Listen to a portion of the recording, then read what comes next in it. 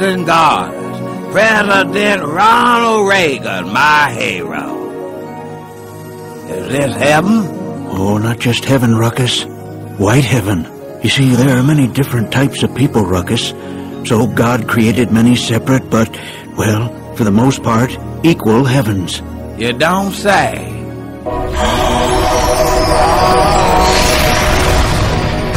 White heaven is for decent, good, God-fearing Christians who just happen to, well, hate everyone and everything relating to black people.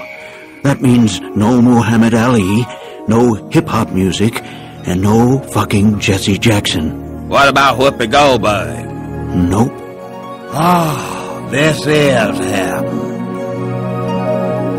Turns out that God really doesn't have that much of a problem with racism. He doesn't even remember slavery, except in February. Personally, I hate black people, Ruckus. That's why I did everything I could to make their lives miserable. Crack? Me. AIDS? Me. Reaganomics? Come on, I'm in the name. And God has rewarded me. Know why? 'Cause 2 niggers and 2 quarters don't add up to $1? Well, that. And because God loves white people. And if you teach everyone on earth to love the white man, you too can join us in white heaven.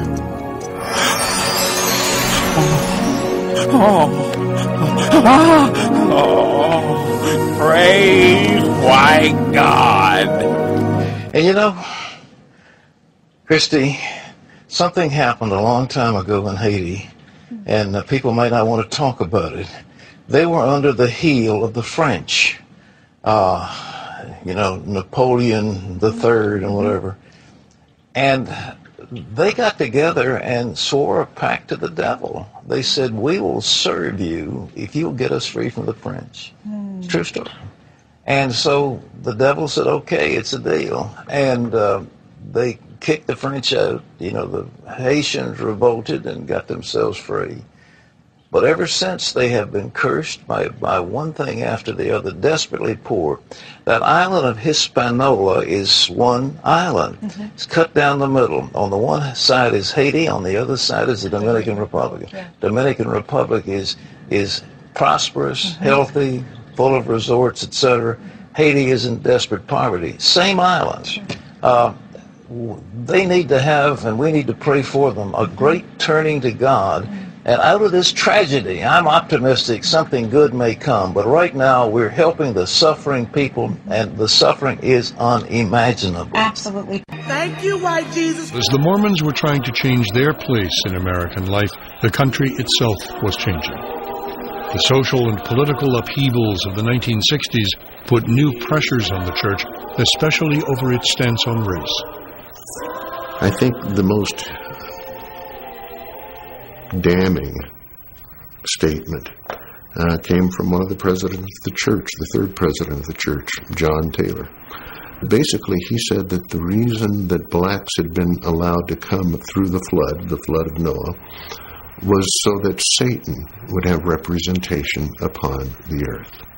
That black folks were here to represent Satan, and to have a balance against white folks who are here to represent Jesus Christ, the Savior.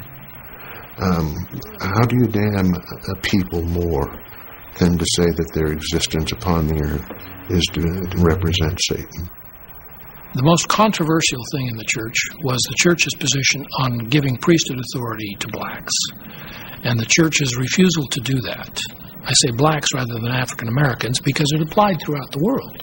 Now, Mormon priesthood is really a universal office for male Mormons. It's their equivalent of bar mitzvah. It's something that everybody normally would undergo. If you do not hold the priesthood, you can never hold any office of church authority. It also would affect your eternal state. And so what you had really was a very serious disability visited upon Mormons of African descent. The Mormons had ambitions to be a worldwide church, but their only missionaries on the African continent were in white South Africa, none in black Africa.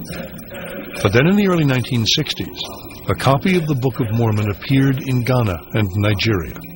A few people read it and were converted instantly. They founded their own version of the Church of Jesus Christ of Latter-day Saints. And I read the Book of Mormon. I was moved by the power of the Holy Ghost to believe that it was a sound and a true testimony. I started from street to street, from town to town, from house to house, spreading the message. They started to write the leaders in Salt Lake for instructions. Over the next frustrating 20 years, they would implore them to send missionaries so that they could be baptized. And they kept writing to Salt Lake City. They want the missionaries to come and baptize this group of people they are getting. They want Salt Lake to come and show them how to form the church properly. But the church couldn't send missionaries to Ghana to baptize them because of the ban on the priesthood for blacks.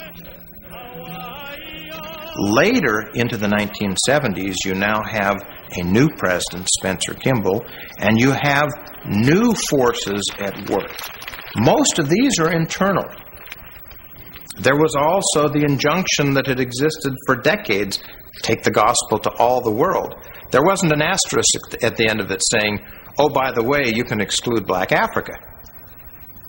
This weighed on Spencer Kimball.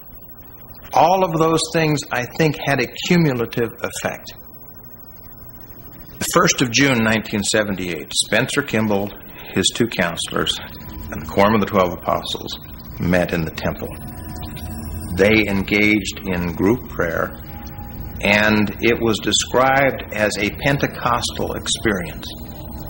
One described it as though there were the tongues of flame, as are talked about in Acts. Another said it was like a rushing of wind for him. I was there. There was something of a Pentecostal spirit. But on the other hand, it was peaceful, quiet, not a cataclysmic thing in any sense. It was just a feeling that came over all of us. And we knew that it was the right thing at the right time and that we should proceed. President Kimball announced that God had heard their prayers and had revealed that all male members of the church may be ordained to the priesthood without regard to race or color. What happened in 1978 was that this burden was lifted from black Mormons. More importantly, a huge burden was lifted from Mormonism because it was rid of theological racism. This enabled the church, of course, to reach out more effectively to blacks. It made the church fully acceptable after the American society had undergone this tremendous civil rights revolution. It really was the moment for the modernization of the Mormon church.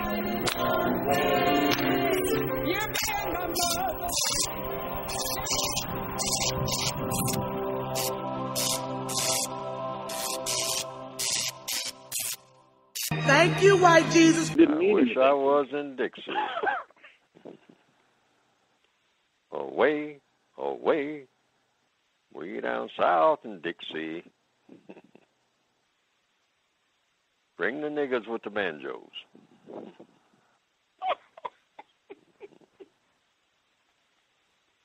Send in the clowns. Oh, I wish I was in the land of come. Old times there are not forgotten. Look away, look away, look away.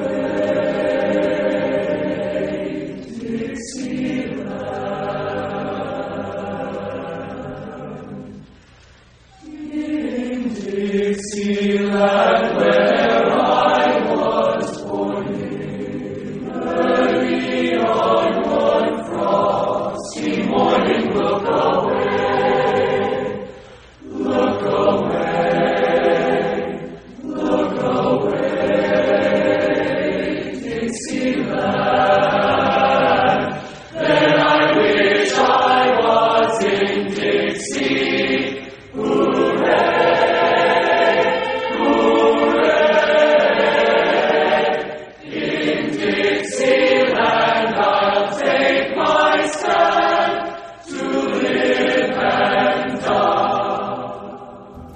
According to police, Dedman, with 2 teenage girls as his passengers, drove to a local McDonald's, meeting up with the rest of the group.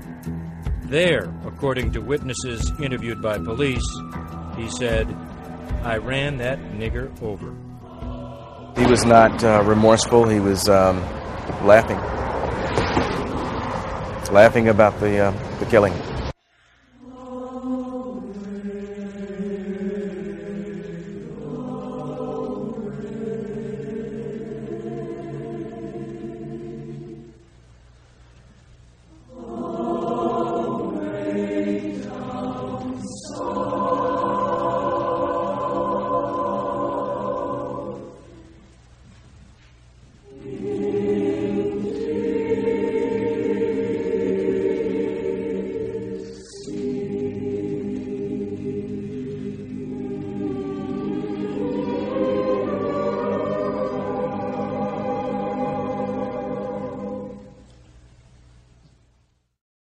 Thank you, white Jesus.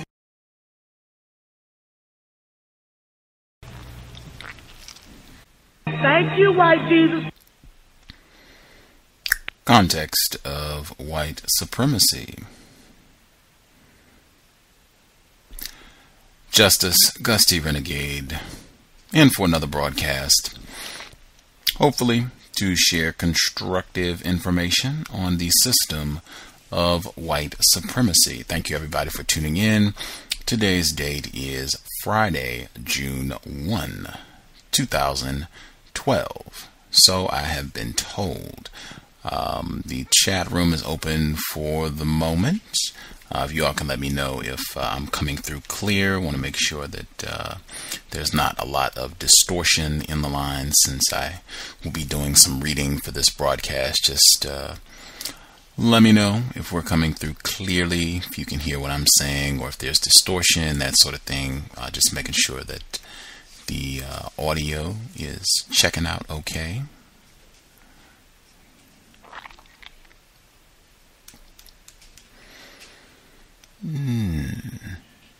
Audio is okay for now. Thank you kindly, Cynical African. Visit the website, cynicalafrican.wordpress.com, and 304 as well. Thank you kindly, innerstandingisness.wordpress.com, innerstandingisness.wordpress.com.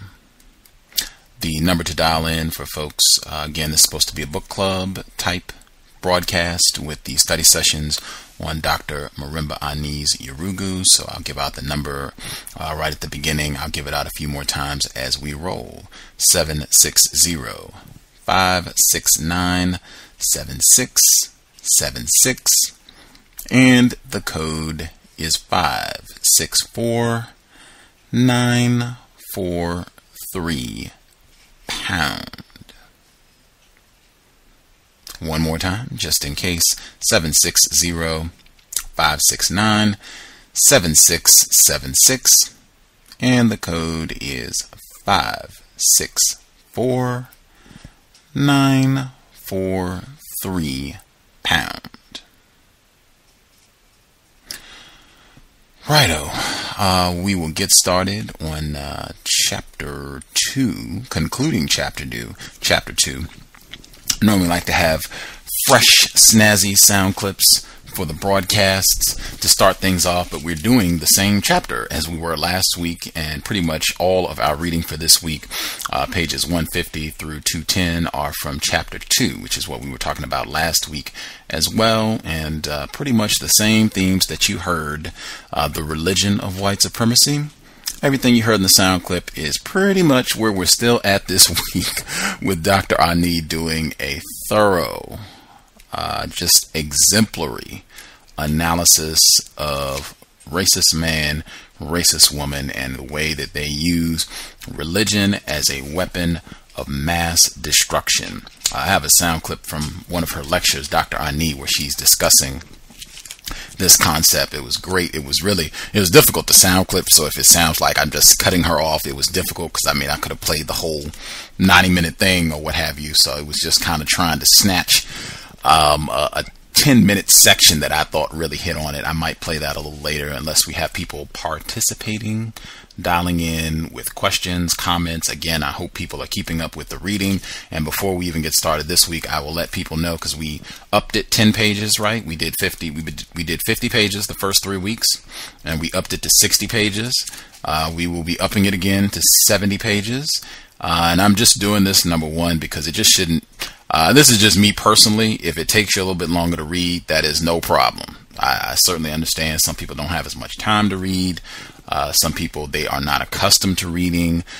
Many of us had horrific experiences in school, being terrorized by racist teachers. And so we really have not had a good association with learning, books, education in general under white supremacy. And that is not our fault. That is racist man, racist woman to blame.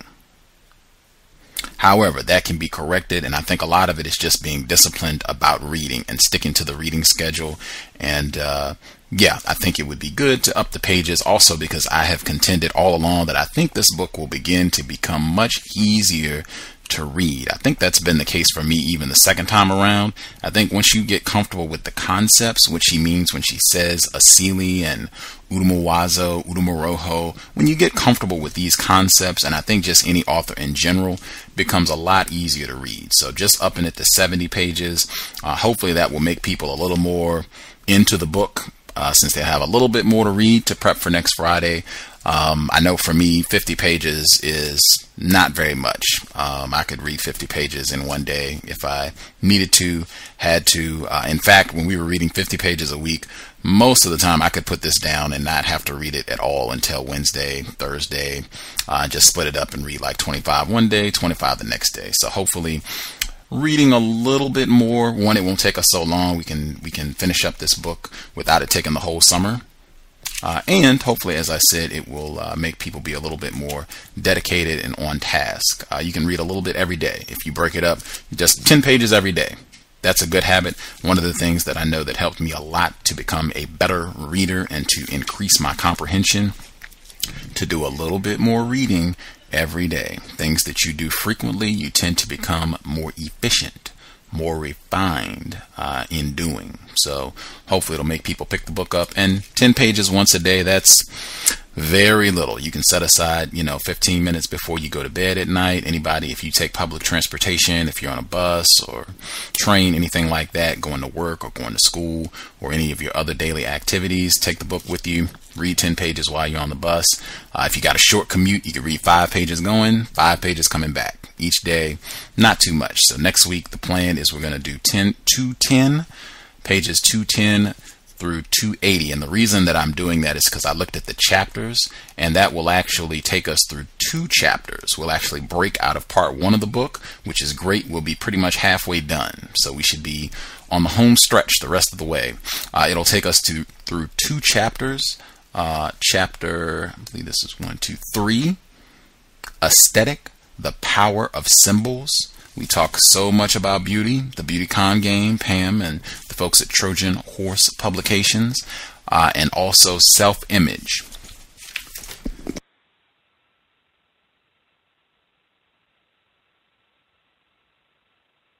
Excuse me, I had to sneeze a couple times.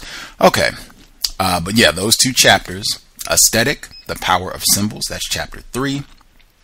Chapter 4 is self-image. If we do 70 pages, we will cover both of those chapters next week. They are very much connected.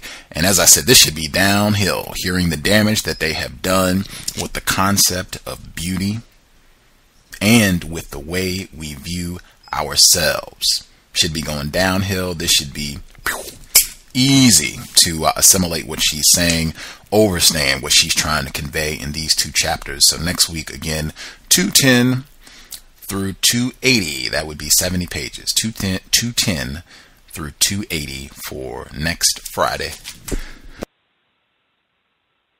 Whoa, bless me again. All right. Getting started. This week we are doing 150 through 210. Most of that is the conclusion of chapter 2, religion and ideology. Just as I said, I think this should do a lot If your white chip doesn't become too active and have you thinking, my God, what is she talking about? This is crazy. This goes against everything that racist man, racist woman have programmed me to think about the world and white Jesus. Unless that happened, this should really do a lot to help you understand why white Jesus and that symbol, talking about images, why that is such a powerful image, why so many people have talked about on the program the difficulty in dealing with non-white people who are quote-unquote Christian, who've been infected with the white Jesus virus and other racist religious concepts, and how they have confounded our ability to adequately deal with white people. I'll just go back to set us up. Again, one of my favorite authors of the entire universe. Maybe we should do a study session on his book as well. Ayi Arma. I think Dr. Kanban, he's mentioned him more than once when he has visited with us. She begins the chapter quoting him. There was a third white destroyer, a missionary, who wanted to replace all knowledge of our way with fables even our children laughed at. We told the white missionary we had such fables too, but we kept them for entertainment of those yet growing up. Fables of gods and devils and a supreme being above everything.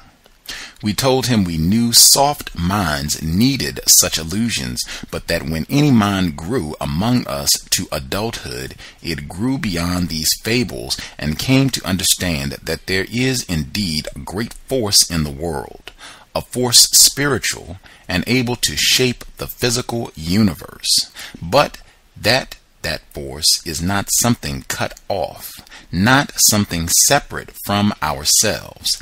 It is an energy in us, strongest in our working, breathing, thinking together as one people, weakest when we are scattered, confused, broken into individual, unconnected fragments. Ayi Kwei Arma. And that is on page 109 in Yurugu. It is at the very beginning of chapter 2, Religion and Ideology. We did the first half of chapter 2 last week, beginning the conclusion of chapter 2 today. I'm going to start on page 152, and I think those are key concepts where she quotes from Mr. Arma in that segment about disconnecting the greater cosmology, the greater spiritual force of the entire universe, disconnecting that, having that be disconnected from us, and really white people replacing that with themselves as the dominant authority, putting themselves in the role of creator. But very important theme, that dichotomous thinking, breaking things into fragments, segments, decontextualizing things. It is easy to confuse and disorient people when you remove context, so you do not get a broader understanding of how things are related. People, the earth, nature, the creator, how all of that is connected, related to you and to everything else. White people are very good at destroying those bonds, which confounds one's understanding. All right, starting on page 152. And again, I am not an expert on this, so if what I'm saying is not clear, or you don't think it's accurate, you don't think it reflects what Dr. Ani has written, definitely chime in. I'll give out the number again as we roll. And congratulations, Cisco Street Love. Make sure I get that out before I begin. Got his book finished. You should check it out. He's been on the program several times. We definitely look forward to having him back on the program very soon to discuss yesterday's shame, the trifling sexual terrorism of white people in the Georgia area and at large, the so-called Atlanta child murders in the late 70s and 80s. Definitely look forward to having him back on the program ASAP. All right, this is on page 152. Page 152, about this second paragraph on 152 from the chapter Religion and Ideology. It remains here to cite only a very few of the instances of the church's support of the European imperialistic venture. During the greater part of the medieval period, church and state were barely distinguishable, or more properly speaking, the church was more powerful than the state, and the term Christendom reflected the intimacy of this relationship. The following statement is a characterization of the Christian holy wars from a Eurocentric perspective. One of the more obvious varieties of European nationalism, white supremacy. During the 10th century, when the kings of Wessex were winning back the Midlands and Northumbria from the heathen Danes, other heroic kings were saving Christendom from its heathen enemies in the German lands. The Saxon king, Henry the Fowler, drove back the Danes in the north and the fierce Hungarian archers in the east. His grandson, Otto the Great, destroyed a great Hungarian army in 955. These men shared with the men of Wessex the honor of saving Christian Europe, and the defeated heathen were converted to the Christian faith. That is all in quotes. Generally, the First Crusade is set in the 11th century, but the above is obviously a description of an earlier successful quote-unquote Christian imperialistic campaign. The Crusades were, of course, the primary instrument of Western European expansion during the European medieval period, and at the same time remain an example of the most militaristic and aggressive expressions of the European conquering Ultima Rojo.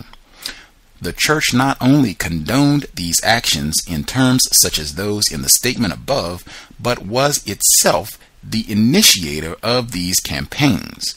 The following description from William McNeill makes clear the stark reality of the intimate and inextricable relationship between Christian ideology and European expansionism.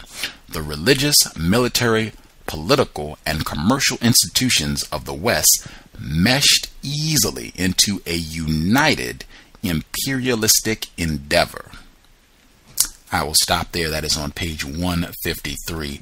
Very important. When you have a system, all of the components of the system work together and seamlessly to accomplish the ultimate objective of that system, and that definitely is always on display with white people.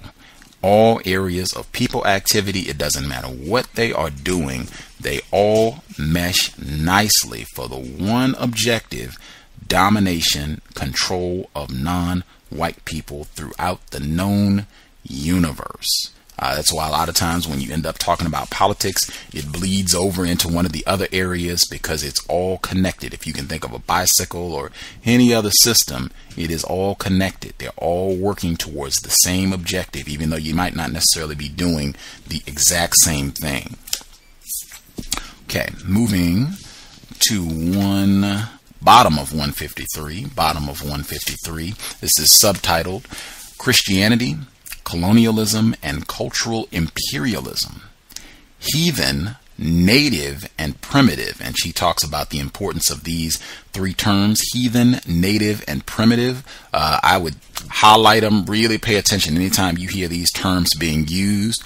Generally, non-white people justifying the practice of racism, white supremacy, and how these ignorant, backward people, pseudoscientific bullshit, these people really don't know what's going on, and they really need white people to come in and save the day and teach them what's what so that they can have a biscuit or a house or clean water or whatever the case may be. White Jesus frequently. This is at the bottom of 153. The next period of the involvement of organized religion in the European expansion is that of colonization. The justification for the church's involvement was always couched in terms of conversion. Many European historians identify conversionist sentiment with something they call humanitarianism, which in turn is identified as the universally altruistic motivation of behavior. Again, I'd said consistently, universality. Pay attention to that. That's going to be a key concept throughout this book, key component of white supremacist thought, speech, and action. Continuing. Although this may sound contradictory, if understood as a manifestation of European nationalism, white supremacy, such interpretations of quote-unquote conversionism become at least ethnologically understandable in terms of the cultural asili. They represent the hypocritical semantics demanded by the commitment to a view of the culture as superior. In The Image of Africa, Philip Curtin quotes from proceedings in the British Parliament concerning the question of quote-unquote Aborigines in 1935 through 1937. The responsibility of the committee dealing with this question was to investigate government policy.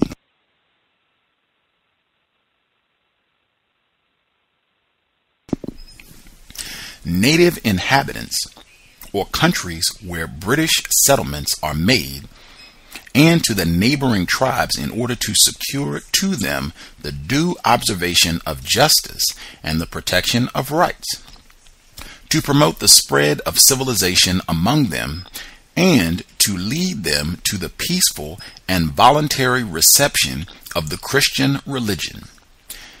This is an example of what Curtin characterizes as the quote-unquote humanitarian concerns of the missionaries for the British Niger expedition of the 1840s. He identifies quote-unquote conversionist sentiment with Christian humanitarianism. Between 1830 and 1870, the dominant British attitude toward Africa became more conversionist than ever.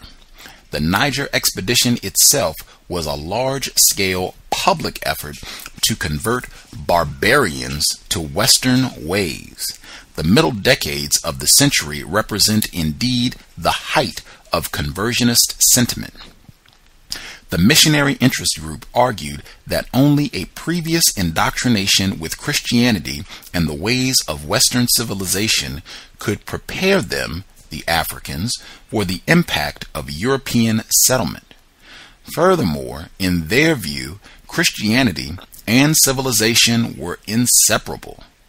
After 1870, says Curtin, the idea of conversion declined. Humanitarian motives found new manifestations.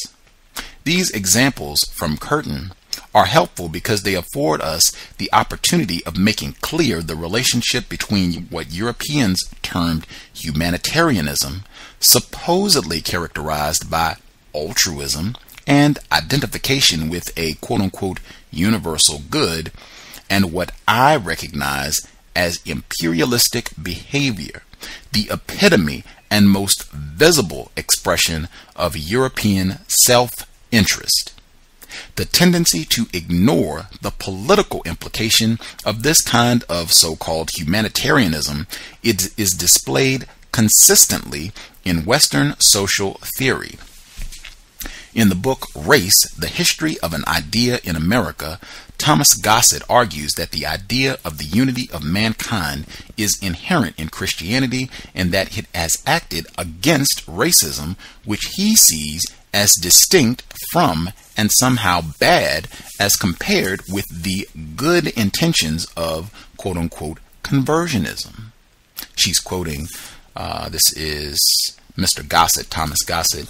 Slavery, it has sometimes been argued, was first considered in the colonies as an interim institution designed to convert both Negroes and Indians to Christianity. It is interesting, however, that among the colonies of the 17th centuries, it is the heathenism of the Negroes and Indians rather than their race which is emphasized as a basis for their enslavement. The fine distinction between the connotations of heathen and nigger may well be interesting to Gossett, but from an African-centered perspective, they become one and the same. both denote objects of European imperialism.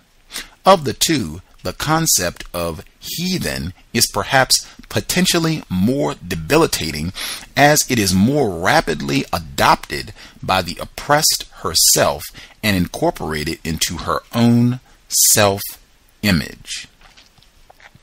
There are some few accounts, exceptional and difficult to find, which do not get trapped between Christian ideology and European imperialism.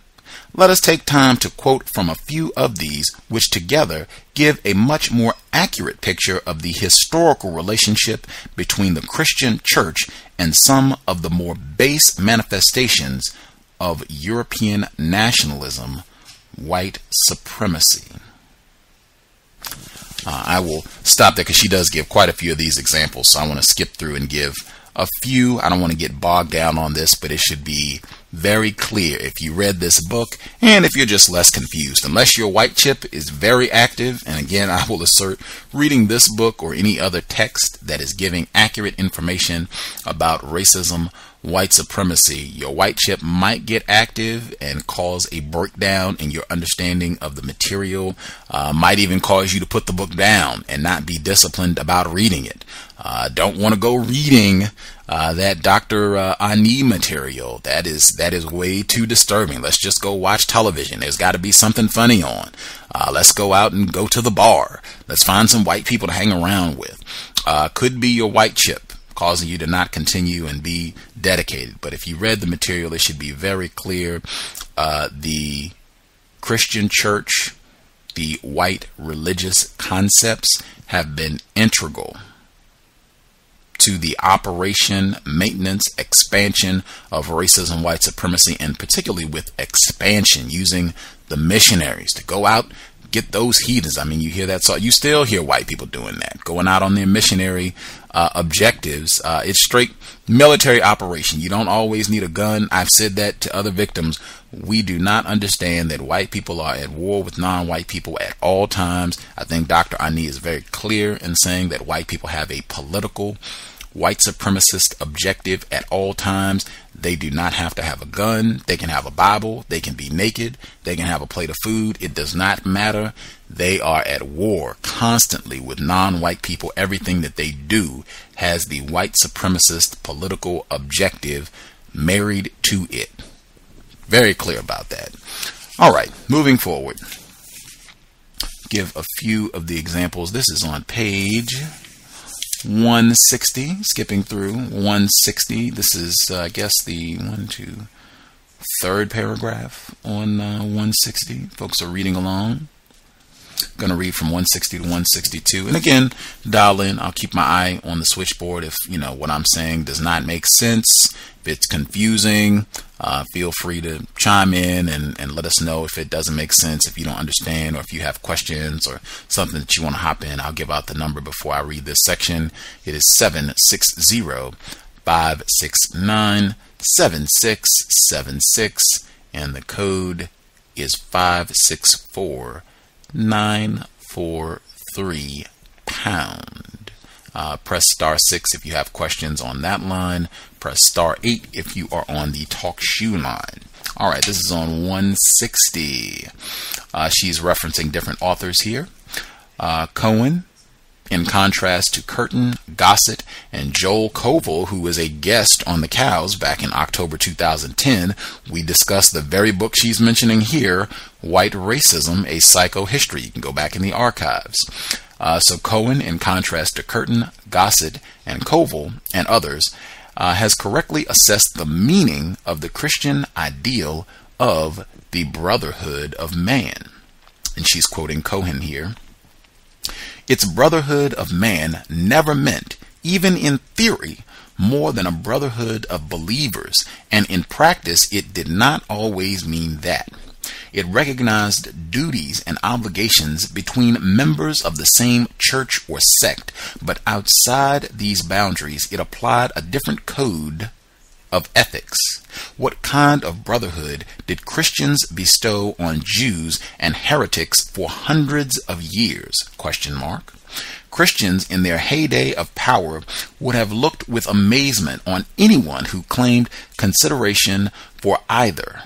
What kind of brotherly attention did the inhabitants of ancient Mexico and Peru receive from the Christian conquerors? ? How fared the Redskins of North America, the Maoris of New Zealand, or inhabitants of Africa at the hands of their Christian brothers? ? In practice, nearly always, and in theory often, Christians have shown that their doctrine of brotherhood meant little more than the mere brotherhood of a gang. Within the gang, the rules must be observed. Outside the gang, they might be broken with impunity. End quote. The costly political error of non-European converts has been to think that they would ever be included in the European Christian Brotherhood in the same way that they were a part of their own cultures. Dr. Chinwizu, who has also been a guest on the C.O.W.S, admonishes us to recall that European rule was entrenched in Africa by means of a Western Christian culture, a Western political power structure, and a colonial economy. The Holy Alliance left a defeated Africa in its wake, she goes on to quote Dr. Chinwizu, because white missionaries of Christ working in Buganda clamored that their losing efforts to recruit black souls for the heaven of their white God needed to be protected by white troops, and because the British masters of Egypt were demanding that all of the Nile Valley should be placed under British rule. The Imperial British East Africa Company was in 1890 granted authority by England to trade in and administer the territory of the headwaters of the Nile. The invading captains of the IBEA, in their quest for trading monopolies, attacked the sovereignties of the African kingdoms of the Upper Nile. As we have noted earlier, and Dr. Chinwizu agrees, the wide-scale destruction of African sovereignty necessitated the simultaneous destruction of an African consciousness. Here, European Christianity had a unique advantage, and she's quoting Dr. Chinwizu here. To buttress and crown their creation, the founders of the colonial order embarked on a cultural reorganization of Africa. If the African auxiliaries of empire were to be docile and loyal servants, their allegiance to Africa had to be undermined. Total admiration for Europe had to be instilled into them. Besides the technical skills they would need to carry out their practical duties to the employers, they were to be taught Christian values of a servile-making sort. Unquestioning obedience to white men and women was presented as a cardinal virtue. The retooling of their minds and values was entrusted to the schools, whether run by missionaries hunting for black converts for their white heavens or run by colonial bureaucrats. These imperialist schools not only taught reading, writing, and arithmetic to their inmates, they also stuffed the heads of their victims with church devotional hymns, filled their psyches with submissive Christian attitudes, and undermined their attachment to the culture of their ancestors. These schools inculcated in their wards a Christian theology and cosmology and a Western individualistic ethos that weakened their African identity, destroyed their commitment to an African communalist ethos, and erased their sense of patriotic responsibility to Africa. That is all Dr. Chinwizu, who again was a guest on the C.O.W.S just last year. The Christians had no compunctions. This is Dr. Ani speaking again. The Christians had no compunctions about destroying indigenous religious movements not to their liking. They had done it before in Europe. Their creed was, after all, one of violent proselytization when called for.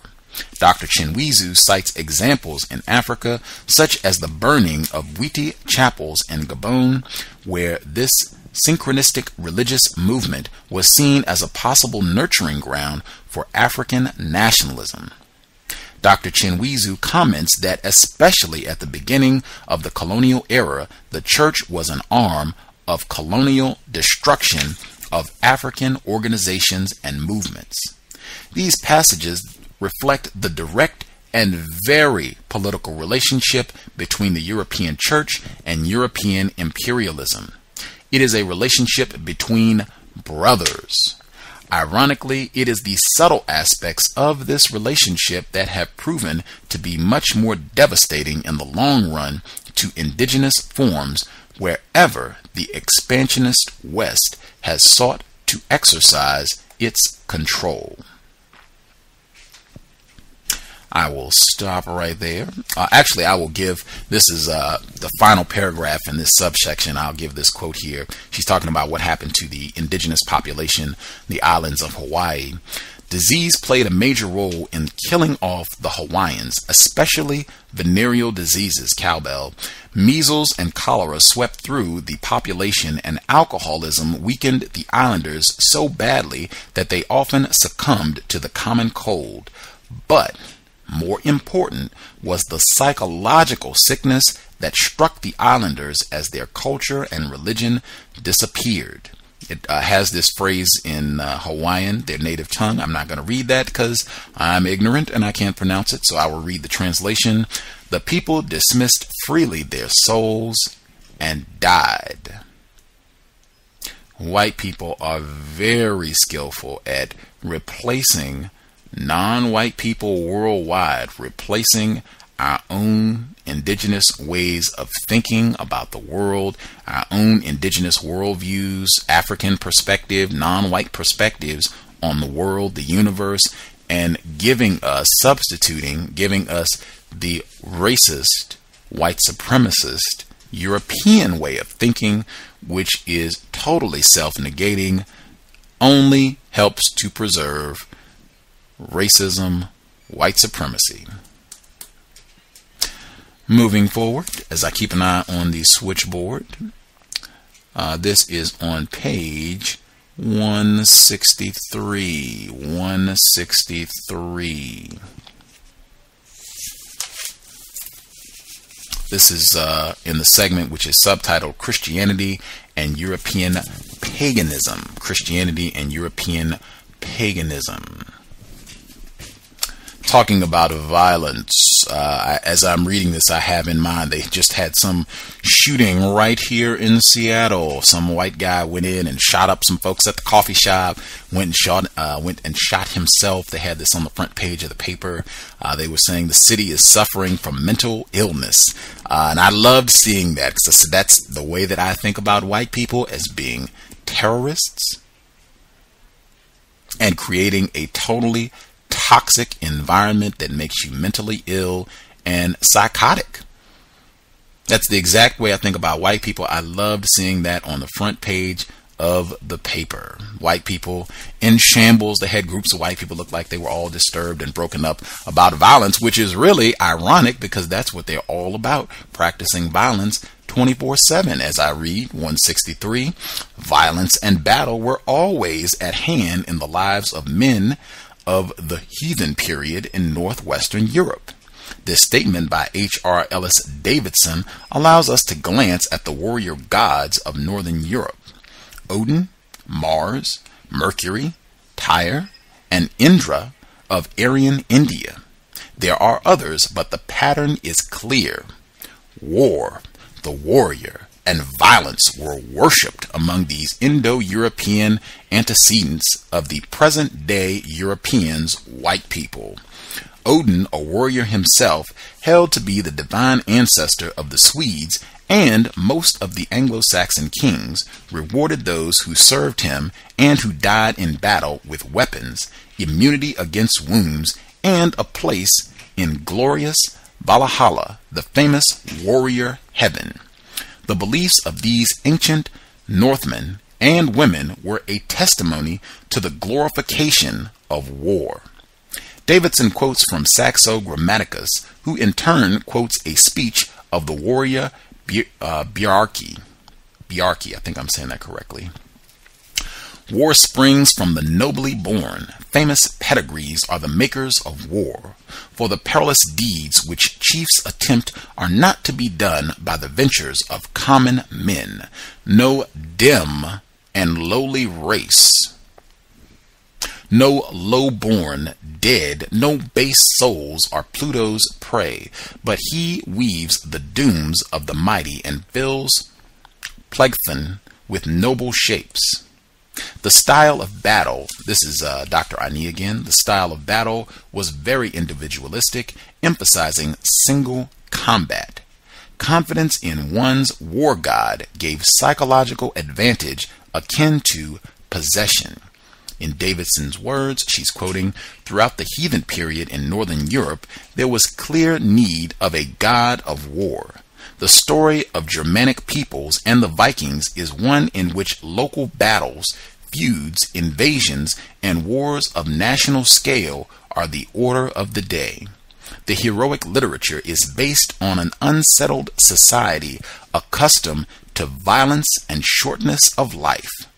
Clearly, men reared in such a world were bound to turn to the God whom they served to protect them in the hour of battle. The violence in this early European religion did not only express itself in terms of war and the killings of enemies, but also through the enactment of bloody ritual sacrifice to the warrior god as well. This is all on 163. Very important in my view because you see this on display constantly. This is an integral aspect, product of the, she would say, European asili.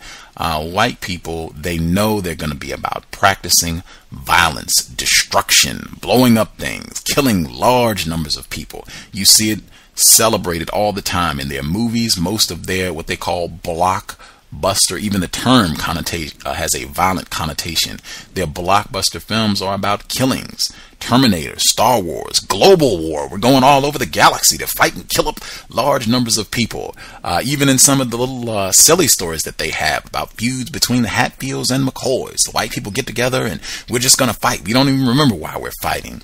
They go out and reenact the Civil War. It's almost as though, really, war and killing is the religion of white people. They know they're going to be killing large numbers of non-white people. We have got to celebrate and have reverence for violence. You see it every day. In fact, go to any church, seeing Jesus up there on the cross, that right there lets you know all about the psychology of white people.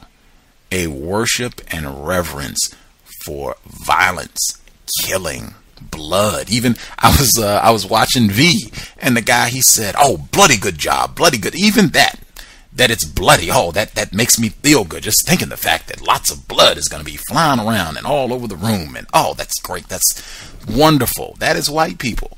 That is going to be produced. Oh, that is going to be produced with the European asili. I'm double checking to make sure we don't have any comments, questions from any of the folks. Not seeing any hands. Okay. I'm going to skip. Let's see. The next page is 167. 167. I'll read this quick paragraph and then we'll take. I'll play the quick sound clip from Dr. Ani. This is on 167. She's talking about these terms that I said: heathen, pagan, backwards, pseudoscientific bullshit. This is on 167. Davidson says, since they themselves, the heathens, had no desire to make converts, they were at a serious disadvantage, and it was only a matter of time before the new religion replaced the old.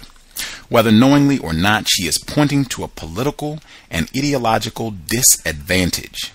Conversely, she hits on the political and ideological advantage enjoyed by Christians. Quote-unquote, pagans do not seek converts.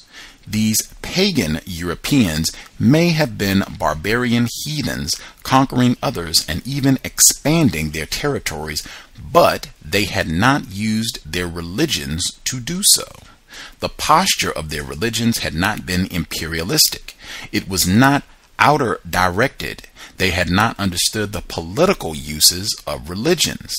Africans and most other non-Europeans still do not. Arabs are the only non-Europeans to have used religion in this way. Proselytization is inherently imperialistic, perfectly suited to supporting an expansionistic Udamuroho. Now we can begin to understand in what sense paganism was backward from a Eurocentric perspective. Very important. Like I said, I really have a problem, have always, even when I was confused about racism, had a big problem with converting. We're going to go, it's our duty to go out and make these people worship like us, and they're going to go be banished to hell unless they change their religious views to be in line with what we think is true about the world. I cannot think of anything more terroristic, more racist, and I think it is a key component. If you want to look at one thing that white people do that is very different from what non-white people do, that right there, proselytizing, going out and quote-unquote converting others to change their view of the cosmos, their spiritual views, to be in line with that of racist man, racist woman, racist child. We'll get Dr. Ani's view on this because I think she hits the point right here. It's a little jagged in the cut just because it was difficult to figure out where I wanted to stop her, where I wanted to start her. So hopefully it'll make sense. We'll hear a little bit and then we'll pick right back up. Context of White Supremacy, Dr. Marimba Ani. Now to the Judeo-Christian split, which is okay, just as interesting. Yeah, I enjoy talking about that. Okay. Okay. The background that I'm assuming that people would know, because I don't have time to go through all of that, is the extent to which Judaism embodied the values and principles that we're talking about that are part of European culture. Okay, very, very, the monotheism, the written codification, okay? Also patriarchy, by the way, but that's another issue. So then you have the Christian formulation, which comes directly out of that, right? So then the question, I remember I was young and always raised in my mind, well, why then this antagonism? Why the need to say, that one was wrong and one was right and we're not them and so forth, when they're really, the same thing?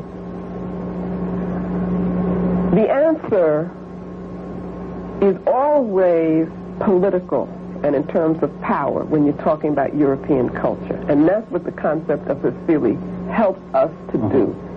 Always look for what are the political implications. What are the implications for the development of European culture? Look at the power trail. Exactly. And that's what it is. It's a trail. What Judaism did was to say to its people, which was a small group of people, you are a special people. You have been put here to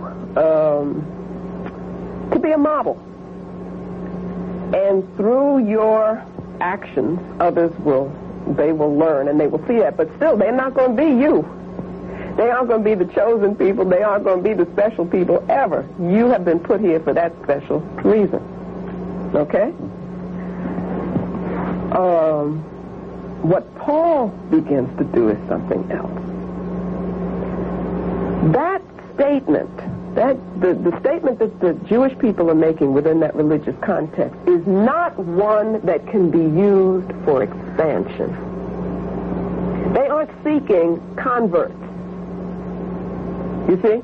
They're saying, we're special. And we're an elite, whatever we are, and we're content to remain that way. We know we're superior. We don't want to convert anybody. We don't want to convert anybody because you can't be us. But the European, how should I put it, ego, self-image is expanding. It's got to grow because they're talking about world domination. They want to conquer people. How can they use the religion to conquer people and at the same time say, you can't be in this? They couldn't do that. So what changes is the whole definition of the Gentiles and that they could also be saved. so that Paul can then preach, people can then preach. If you come into this thing, we can then save you. Well, then now, so what do you gain by that? You gain the same way that the Romans were able to go around the world and say, look, we'll make you a Roman citizen. And then by that, you become civilized. And still, they maintain power. Okay? This uses the religion to say, become a Christian. You will be saved. But it's like being saved in their image. Because still, it's Europeans in control. Europeans in dominance. The Jewish statement was too contained, okay, too tribalistic in a sense, to allow for that. And it's a question of rhetoric as well.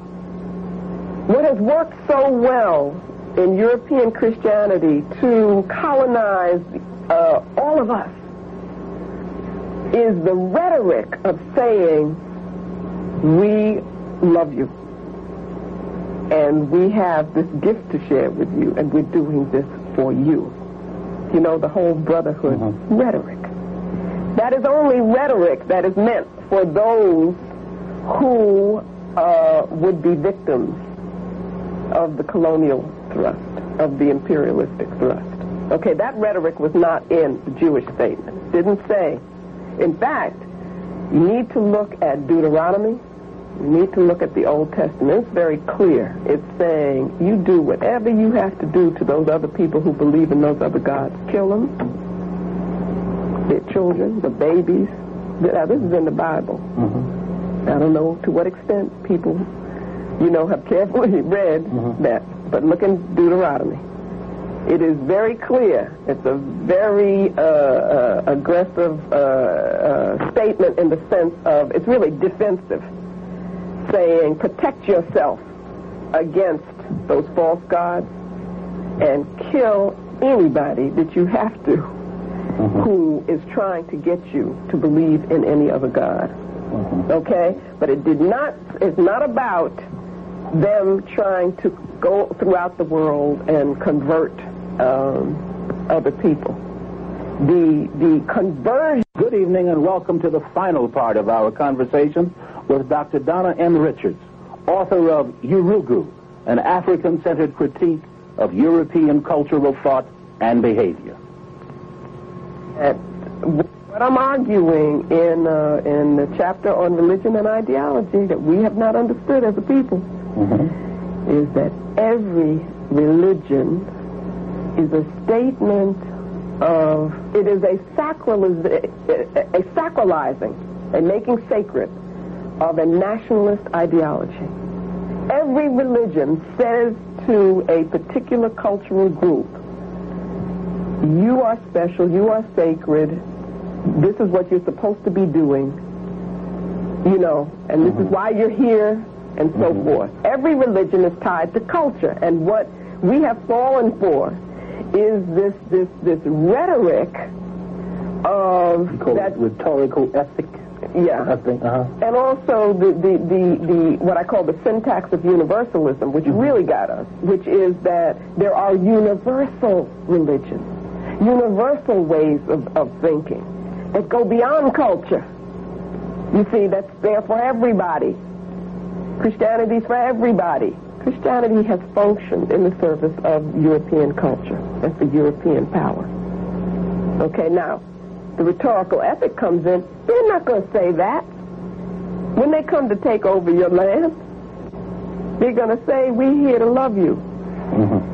Right? Speaking of taking over land, let me read a quote from Yurugu, an African-centered critique of European cultural thought and behavior. The part that I'm looking for deals with the Leopold and his dealings in the Congo. And maybe you can comment on that. I think you're quoting Cohen, who says, quote, whole districts were depopulated. Of 8 villages with a population of over 3,000, only 10 persons were left.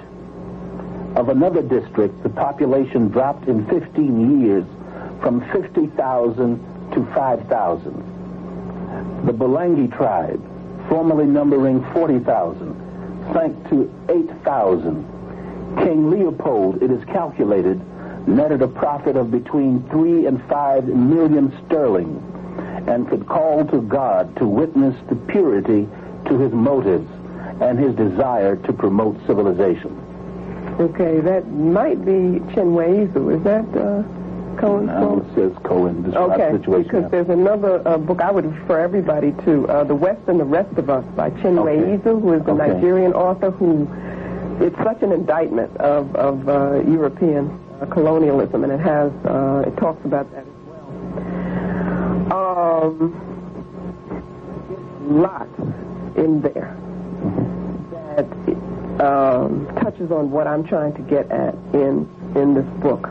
Because one of the things I'm trying to do is to show the consistency in European behavior towards Africans and other non-European peoples. One of the reasons that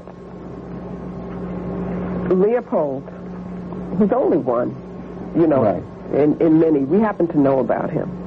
You could talk about Columbus and his governors and cutting off parts of people's hands and so forth. One of the reasons that they're able to do that is because they can make of human beings objects. Because they can see us as things. You see, and that's why it's important to see the relationship between Platonic thought as it has developed throughout European development and what we are taught in school and that behavior. And that's one of the things that I wanted to do in the book is it's easy for us to hear this as an atrocity story. Say, that's an exception, isn't that horrible? But we need to see that in a very meaningful way,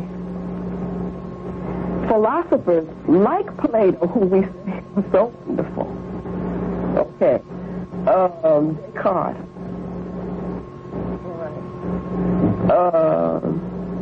I would say even Niebuhr, Reinhold Niebuhr, who is a Christian philosopher, that they are connected to that behavior because they support a worldview, or they affirm and teach a worldview which makes it possible.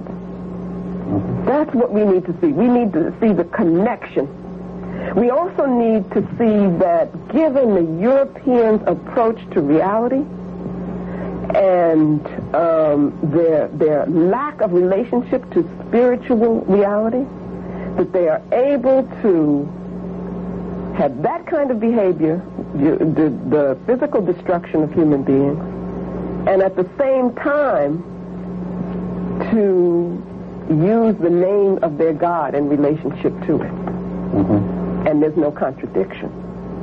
I have a quote somewhere from the Special Forces, which says, "Oh God, in your name, help us, to do what we have to do to these people, because we do it.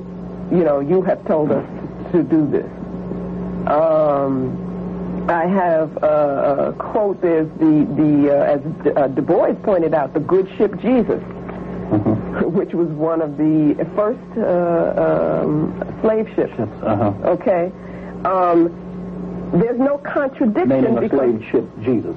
Right. The thought. Right. And then they have a whole prayer about please don't let us lose too many people on this as we do this.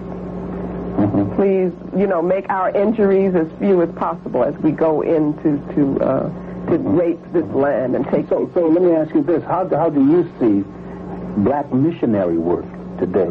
That is, black churches who engage in. Let me say, because I don't want to just point fingers at particular people, but that is one of the most extreme. No, not most extreme. It's not one of the most extreme. It's one of the most blatant, one of the most obvious examples of African self-hatred that we would experience. It is not one of the most extreme. I think that we all suffer from a self-hatred, and that it manifests itself in different ways. Context of White Supremacy. You all can hear that entire clip, the entire segment from that interview. It's available online. You can type in Yurugu, Marimba Ani, and it should pop up. I think the entire interview that she does is a little less than 2 hours, about an hour 50 minutes. There's some discontinuities in the audio, as though maybe there were commercials in the original interview, and when the person uploaded the file, that they attempted to cut some of the commercials out. So you just beware that is there. But I mean, that, in my view, that does nothing to detract from the quality of the presentation. I think you can hear it fine. It's just letting you know, because I think you heard a few discontinuities there, and I think it's just where they cut the commercials out. But she's talking right about this chapter. You heard it, religion and ideology, just making it very plain, in my view.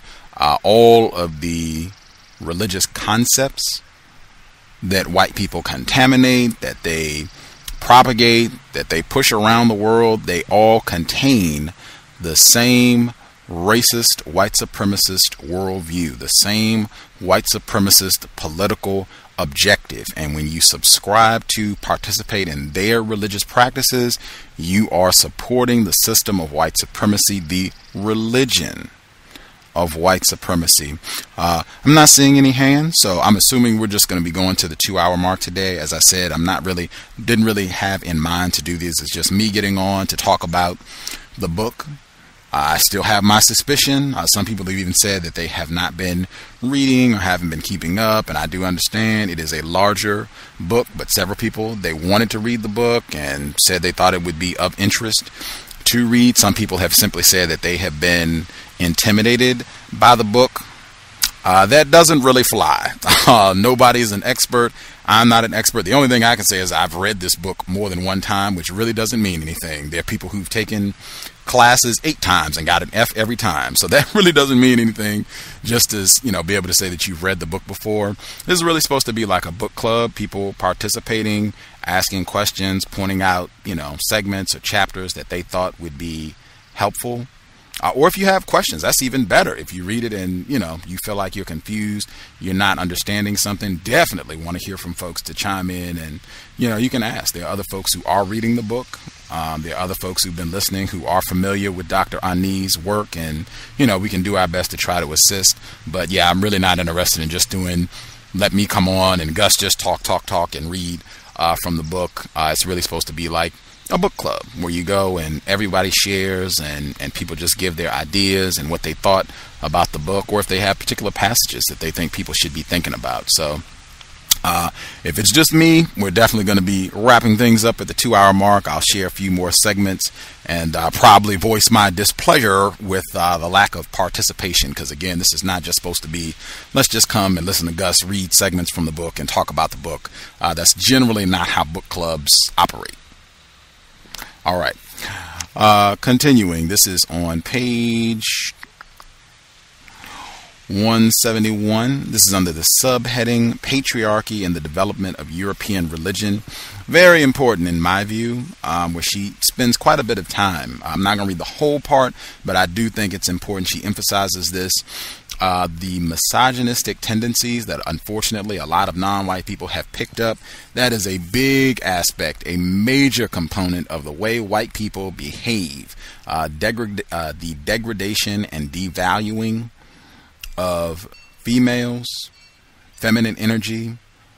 You see that in all areas of people activity amongst the white people. And I've heard many non-white people who've touched on that you really do not see that same tendency amongst non-white people prior to the invasion of white people. Major component, and in this chapter she talks about how you see this especially in the white religious practices, the patriarchy and the disregard for females. I will read again. This is in the subheading in chapter 2, Patriarchy in the Development of European Religion.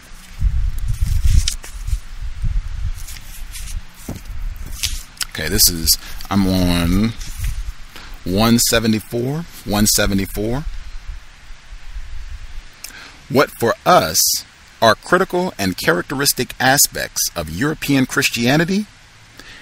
Patriarchy and monotheism. Clearly, monotheism is related to the monarch and monolith to forms of power. Who is the monarch? Certainly the European answer would be that the monarch must be male. She's quoting, in Ruther's view, male monotheism becomes the vehicle of a psychocultural revolution of the male ruling class in its relationship to surrounding reality. Whereas ancient myth had seen the gods and goddesses as within the matrix of one physical spiritual reality, male monotheism begins to split reality into a dualism of transcendent spirit, mind, ego, and inferior and dependent physical nature. Ruther points to one of the characteristics of the European Udumawazo, which we discussed in Chapter 1, the tendency to split reality into valued and devalued categories, which are dictated by an Udumaroho that must relate to a phenomena as either the superior self or inferior other so as to justify conquest and control. The male is seen essentially as the image of the male transcendent ego or God. Woman is seen as the image of the lower material nature.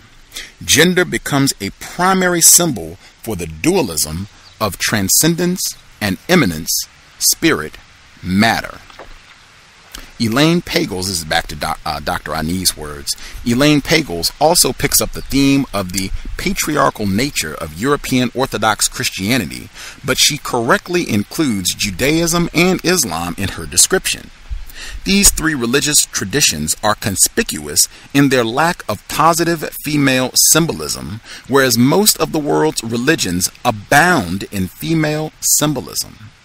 But what about the early Christian traditions? According to Pagels, the Gnostics combined the female and male principles in their image of the divine. Valentinus suggests that the divine can be imagined as a dyad, consisting in part of the ineffable, the depth, the primal father, and in the other of grace, silence, the womb, and mother of all. In the African view, we would speak of the harmonious interaction of the complementary divine feminine and masculine. This idea of complementarity, so noticeably absent in the European worldview, was still present to some degree in the Gnostic, African-influenced early Christian pre-political conception of deity. Pagels tells us that some Gnostics said the divine was masculo-feminine, the great male-female power. Others said that the divine had no gender, and a third group held that it was either, depending on which attribute you wished to emphasize. Some Gnostics, she says, describe their God as mother, father, and son. This would resemble the African conception of Osiris, Isis, and Horus. Feminine powers for the Gnostics were associated with thought, intelligence, and foresight. Pagels refers to material from the secret gospels, revelations, and mystical teachings that she says are replete with feminine and sexual metaphor and the valorization of female aspects of creation and godliness. But the process of censorship of the self-acclaimed representatives of Jesus on earth then took place, and she's quoting, every one of the secret texts which the Gnostic groups revered was omitted from the canonical collection and branded as heretical by those who called themselves Orthodox Christians. By the time the process of sorting the various writings ended, probably as late as the year 200, virtually all the feminine imagery for God had disappeared from the Orthodox Christian tradition. The acceptance and sacralization of the feminine went hand in hand with greater involvement of women in the Gnostic movement when compared with the Orthodox Church and more prominent positions of women in the organization. The Orthodox leaders were outraged. Pagels quotes Tertullian. These heretical women, how audacious they are! They have no modesty. They are bold enough to teach, to engage in argument, to enact exorcisms, to undertake cures, and, it may be, even to baptize. Irenaeus chastises Marcus, a Gnostic who invited women to act as priests in celebrating the Eucharist with him.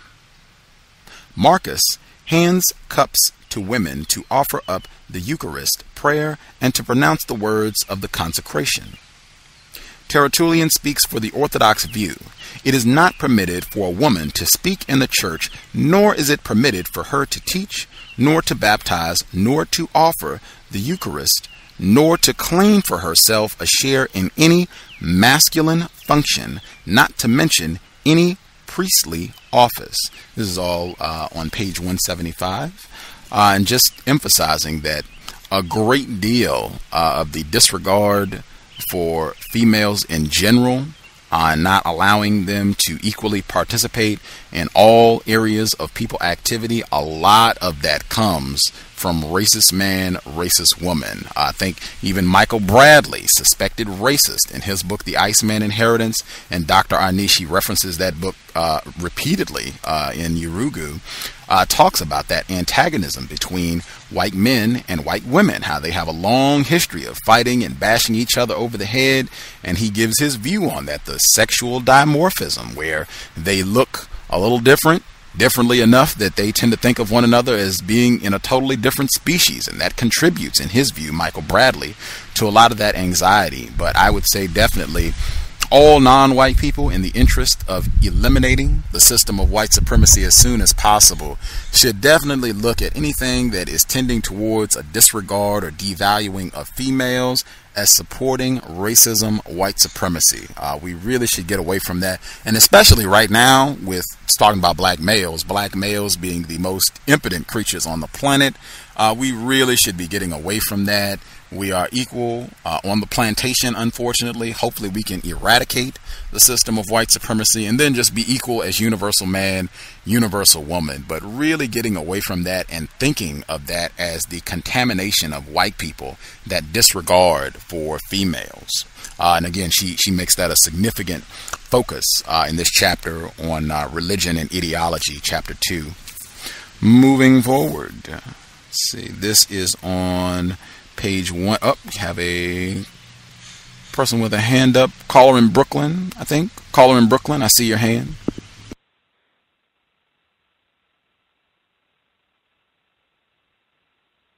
Greetings.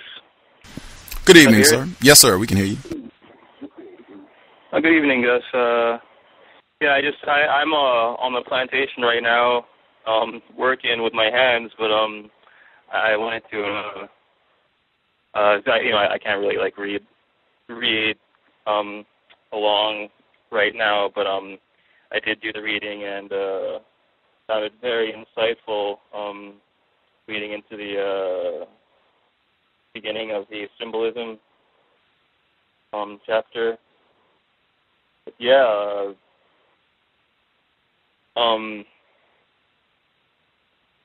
I don't know. I just wanted to say hi, I guess. But I found that really interesting, that the whole devaluation of the matriarch, the female aspect. It's like if they want to split apart reality and say, masculine, feminine, but it's like you can't really have reality unless you have masculine and a feminine together, producing children, and, but it's like, yeah, the book kind of brings up things that we kind of just take for granted, but brings it up in a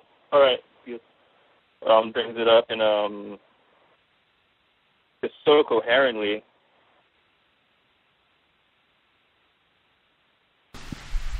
I think she points that out in the book, that some of the most powerful aspects of a culture or an ideology, some of the most powerful ideas are those that we take for granted, that we don't even think about. She quotes Wade Nobles at the beginning of the book. He's a black male. She quotes him in the first chapter in the book. It might even be in the introduction, in saying exactly what you just said. Some of the things that we don't even think about, things we just take for granted, that they can influence, they can exert the most powerful influence over the way we think, speak, and act. So, yeah. Right, and also the part she was talking about the cultural, just the stripping away of the culture by, the dominators, by the Europeans or, racists or whatever, white people. It's just kind of, I don't know, it's like, as how you're saying that, people might be inclined to just put the book down and look for, a Tyler Perry film or, some booty rap or something, want to go find some booze to drown their, blackness in or whatever, their victimization in. But with me, it's like the opposite, but I just can't really, it's like, I can't really see how we would be in the same place as, like, for instance, like the people in the 60s, like starting out, like we can't really go about this analysis in the same way because it's a different time now. It's I feel like all the pressure that is on us from all this historic formation of what's happening right now, it's like all the pressure, like logically it would have, it's like she talks about in one chapter how in another part how they have to use their energy, their destructive energy in a way that will like they use it on other people to strengthen themselves, because it would destroy themselves, as they were kind of doing in the Middle Ages. So it's like I feel like all the pressure that's on us really, I don't know, it's like it shows how destructive these people are, and it seems like some type of Tai Chi move would just like end it, Like I feel like that's what your show kind of evidences, just like how the bigger they are, the harder they fall, basically, that principle. I feel like it would have to be something like that to bring about a change, and it's almost inevitable. Yeah. Yeah, just getting more folks to be a little less confused. Hopefully that will get us on the right track of saying what we need to do to solve this problem. I wanted to check in. The person who dialed in, 8225, your line is open as well. 8225, did you have a question or comment to get in? Yeah, first-time caller. Can I be heard? Yes, sir. Word. I'm from Seattle, too, Gus. Great to be on the line. I love the show. Beautiful. But I won't say fair. Thank you. Appreciate it. But I thought it was interesting. Kind of nervous. The nomadic aspect of how it became to be such a patrilineal culture. This seemed to my white half to be much more sensical, like a rational beginning for it. You remember that part? Yes. A few pages back, for folks, if you all are in the book or looking for that section, it's around 171 through about 173 where she's explaining that. Where women were kind of looked at as a burden by white men. Yeah. That seemed kind of interesting to me, just being Genesis point, and then to contrast with today, where it's like the Friday night hunting culture, where all the posse frat boys just does their thing. It's the same But mostly I called first and called just to let you know that people are reading, or at least myself. And thanks for helping me to the book and all the work you're doing and everything. All right, on. Appreciate it. Glad to hear folks are reading. Right on. Yeah, that is accurate. Like I said, very important section. I hope people that did the reading, paying attention. Very important section in my view. She mentions Diop's two-cradle theory as a part of that analysis with regards to the difference in terms of white people standing out amongst all other peoples in the world for their devaluing of the female principle, the female energy, and some explanations as to why that could be. She points to Diop's two-cradle theory. That would be a cowbell ring. I saw later on in the book she quotes Fanon. I think that'll come up next week. Yeah, I'm going to have to... Hopefully we can get her on the program. I definitely want to ask her about that. These different non-white people who ended up being paired up with a white woman, and just to get her thoughts on that. Diop, Frantz Fanon, probably a few others as well. I think this Joe in D.C., your line is open as well. How you doing, Gus? And family and everybody. I just wanted to call and kind of touch on a couple of things. It's kind of interesting for me to hear everybody discuss this particular section of the book, because I was actually personally studying to become a pastor, and now I'm an atheist. And most people can't understand how you can go from studying Christianity to become a pastor. And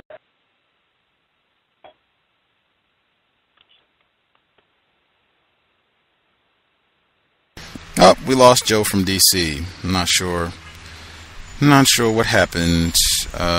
Presumably he'll dial back in when if he's able or willing. Could be white interference. Can I add something? Yes, sir. Thanks. Yeah, that what he was saying just kind of made me think about something else, like about how we define ourselves as being how we define ourselves as being members of whatever religion. In the faith, he was saying he's an atheist, and but it's just like I was always very resistant to labels, not just semantically, but really, even before I was I was very white identified, I suppose. I went to school with white people, and always very practical and very knowledgeable and creative. But I just never really sought out the labels or trying to adhere to any kind of dogmas, or I just was always kind of interested in that little everything. But it's it seems like the tendency to define yourself on those terms, it's to define yourself as being an atheist or as anything, I guess. It's kind of it's just kind of inside out. Just shows the inside outness of how this paradigm is. If we define ourselves as something within this construct, it's we kind of I don't know. I'm lost in my thoughts. But yeah, if I think about it again, I'll come back. But I don't know. I guess the atheist thing is just I'm not trying to scream out that guy, but it's just I feel if we define ourselves,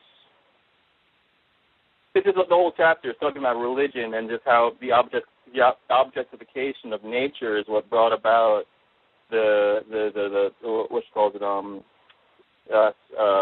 secularization, and it's if we don't kind of let the mystery be a mystery, of where we came from and everything, then we kind of miss something really basic. And I just kind of found it interesting how people define themselves. Can I be heard again? Yes, sir. Sorry about that, Gus. You know, whenever I call, they always like to cut my line off. But one of the things that I wanted to talk about was that I was studying to actually be a pastor, to teach the Christian religion, to go out and minister to people. But what I decided to do is when I was on the show, I started to compare Christianity to African culture, African spirituality, and then I started studying history. So and then I started studying politics, and it's one of the things that you mentioned, Gus. Religion for everybody else goes into politics, but it's not necessarily the same for African Americans here in the United States.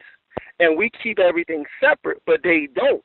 So when I started studying and started comparing how other cultures use religion to their benefit and how we didn't use it to our benefit, I started to see things different.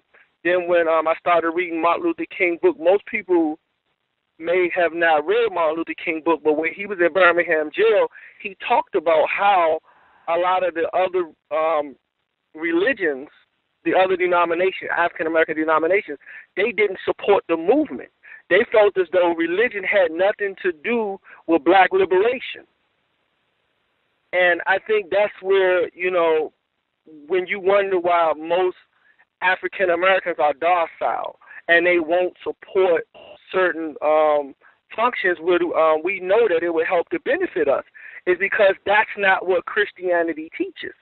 So for me, any black person who knowingly teaches Christianity or Islam or any other culture to African Americans, for me, they knowingly participate in the destruction of Africans. And by you reading the book, she says it. She tells you how it's done.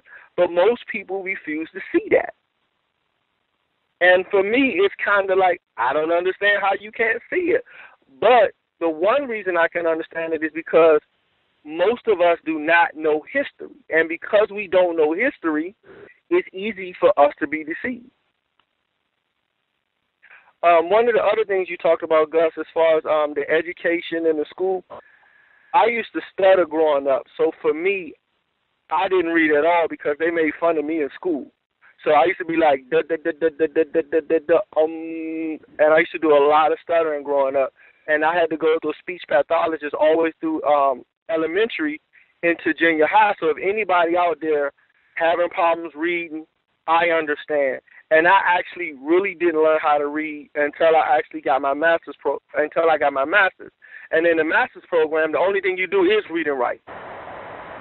So I understand if anybody out there having problems reading, if they're intimidated by big books, I understand where you're coming from. I've had speech problems growing up. I've had reading problems growing up. So I understand where you're coming from. That's all I want to say, Gus. Appreciate it. Absolutely. I'm sure a lot of people can relate. White people, they've really done a job on us, all areas of people activity, and really that I cannot be overemphasized, the damage that does when you destroy someone's relationship to learning and have them feeling like they can't learn something or have them intimidated in the classroom. Really having you uncomfortable at all in a learning environment is, that is a disgrace. Groovin', okie doke. I don't really see any more hands for the time being, unless somebody had book-related question or comment. I was going to move to a different section. Any other book-related questions or comments? Can I be heard? Yes, sir. I'm Gus. Oh, hello? Go ahead, I'm sorry. Okay, sorry to butt in, but back on the religion just for a second. Talking about, it seems, obviously that Christianity isn't suited for us black folk, but she touches upon the fact that, the liberation theology might not really work. So it seems also that she basically, says religion is created in context. So whatever we need needs to be for this context, so that's all. You have to remember, too, that religion is a tool used to control. If you study Constantine, the person who created Christianity, that was the tool. He used it to unify his people so he can go out and conquer. religion was never about spirituality. It was never about bringing man together in a unified way to believe in the almighty creator. Also, if you study African spirituality, when you, one of the guys was talking about the mystery systems, it's not a mystery. It's just that because we are disconnected from Mother Earth and the universe, that we look at it as a mystery. It's not a mystery. It's not rocket science. I mean, you can go into saying that you was talking. Gus brought up something about the book in reference to African spirituality as far as a man and a woman. You're right. The Trinity for them is man, woman, and child, or woman, man, and child. And when you start studying about homosexuality, the European took women out of everything, took women out of the Godhead, took women out of the church, it took women out of Mother Nature.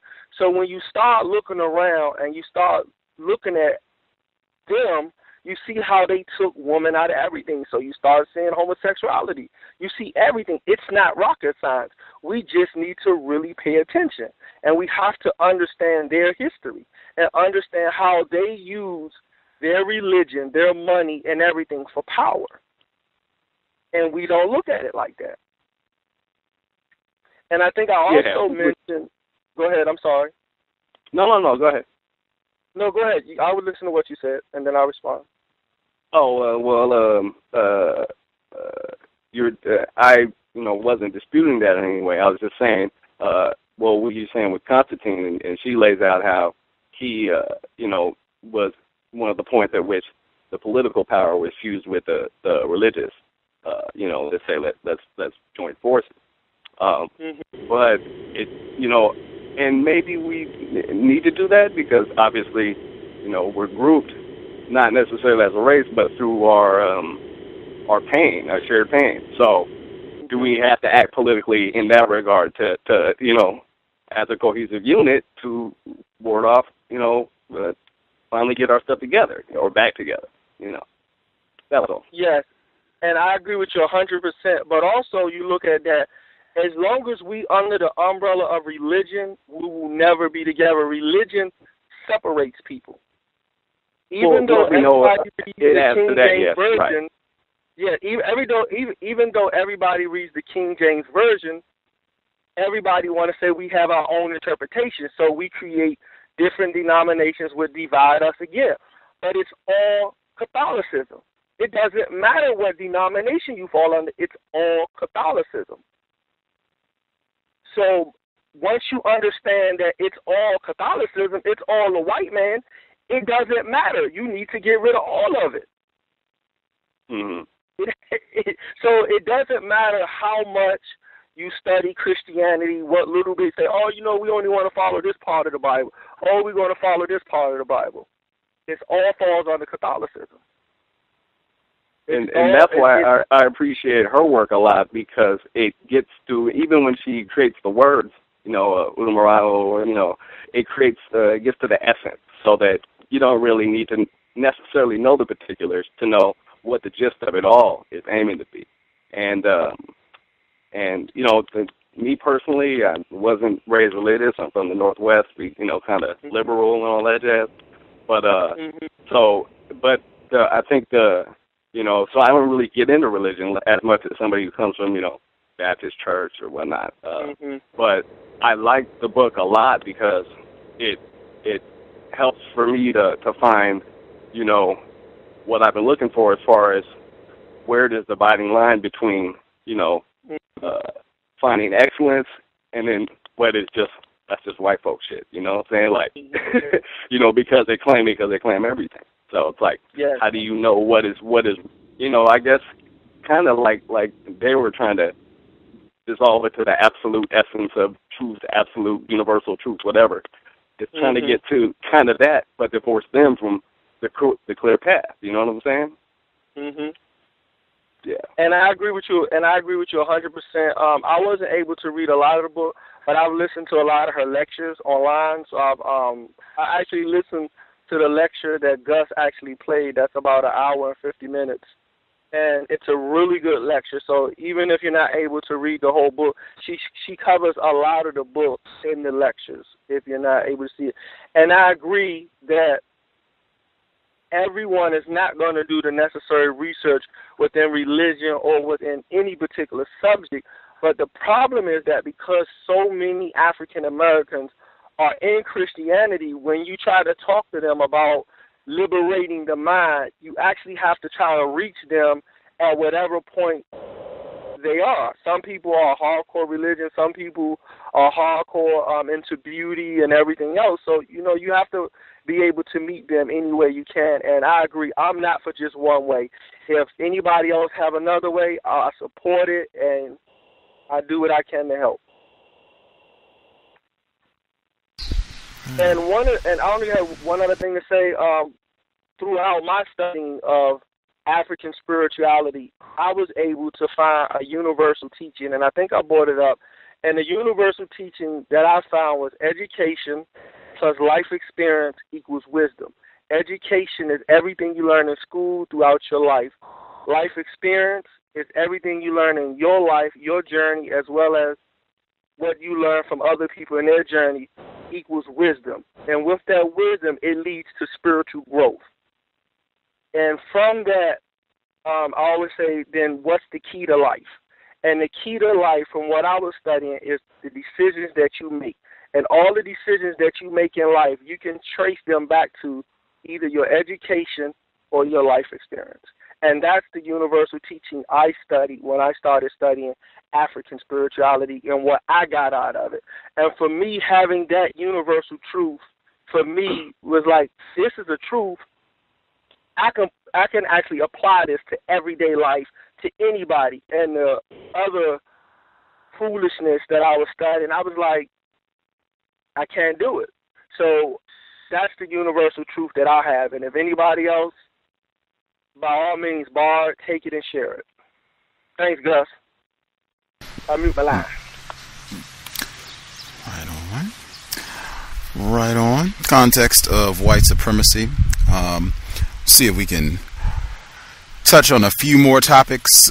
Such a meaty text, and again, my goal is never to read. Obviously, it wouldn't be possible to read the whole chapter. My goal isn't even to try to read a lot of it, but just to try to touch on some of the main points. And the fact that I end up reading a lot is just, I hope, a testament and evidence of how much material, in my view, astronomically constructive information she has on every page, every paragraph. Again, just seminal work from Dr. Marimba Ani. This is on page 184, and if anybody else listening in, if you questions, comments, feel free, dial in. If anything that you're hearing is not clear, if you're confused, definitely dial in. We'll see if we can clear it up. If you have other portions from the book that you read that you think are also important that we haven't touched on, dial in. You can share. The number is 760-569-7676, and the code is 564-943#. This is on 184, page 184, getting almost to the conclusion of the chapter on religion and ideology, where she says, it is compelling here to diverge briefly to mention the seemingly anomalous case of Islam, which has several of the same ideological features as Judaism and Christianity. Islam provides a model for social organization that promotes some of the characteristics associated with European culture: patriarchy, the monotheistic ideal, an emphasis on the accumulation of literature and institutionalized learning as opposed to traditional education. While Europe was going through the embarrassment of her blind age, the Islamic culture was preserving and developing the tradition of scholarship that Europe had associated with her own history.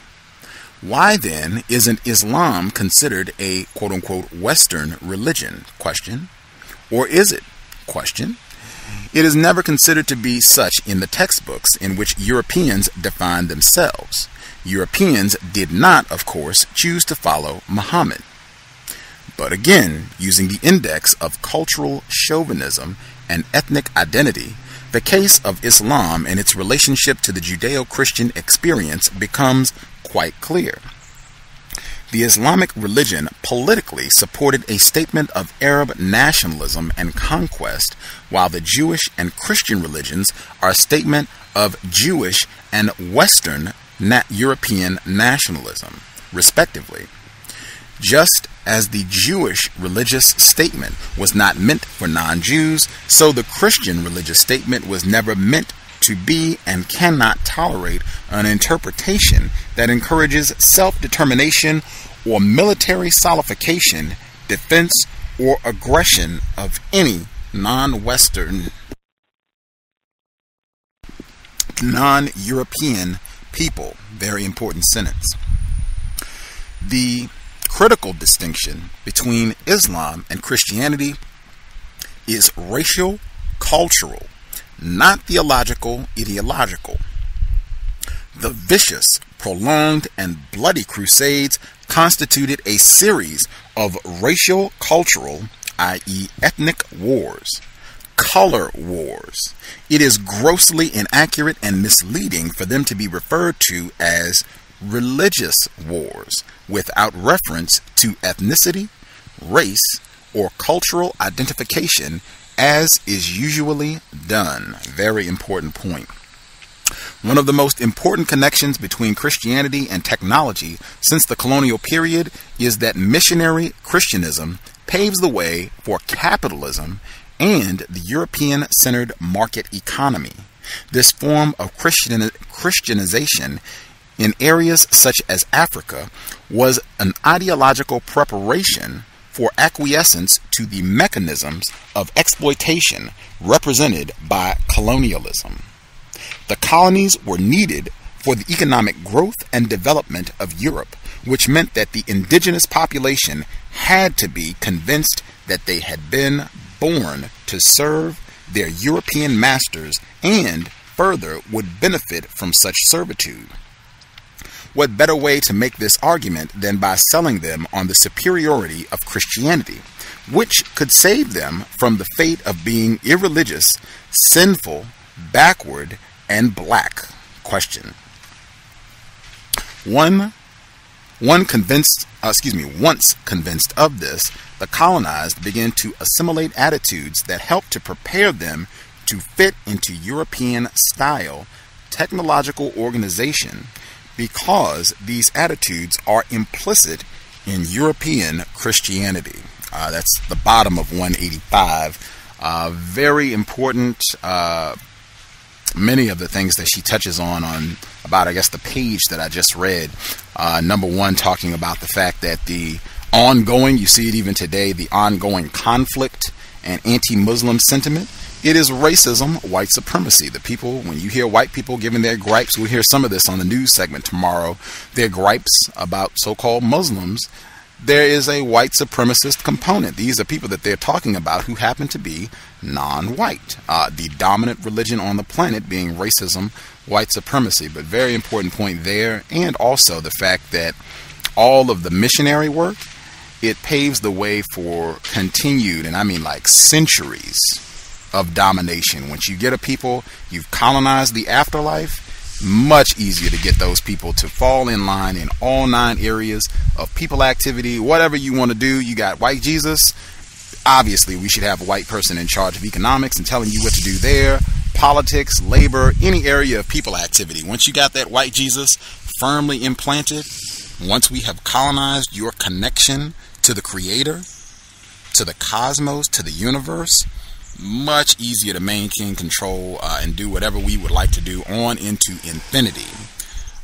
This is on page 186, just the next page, 186.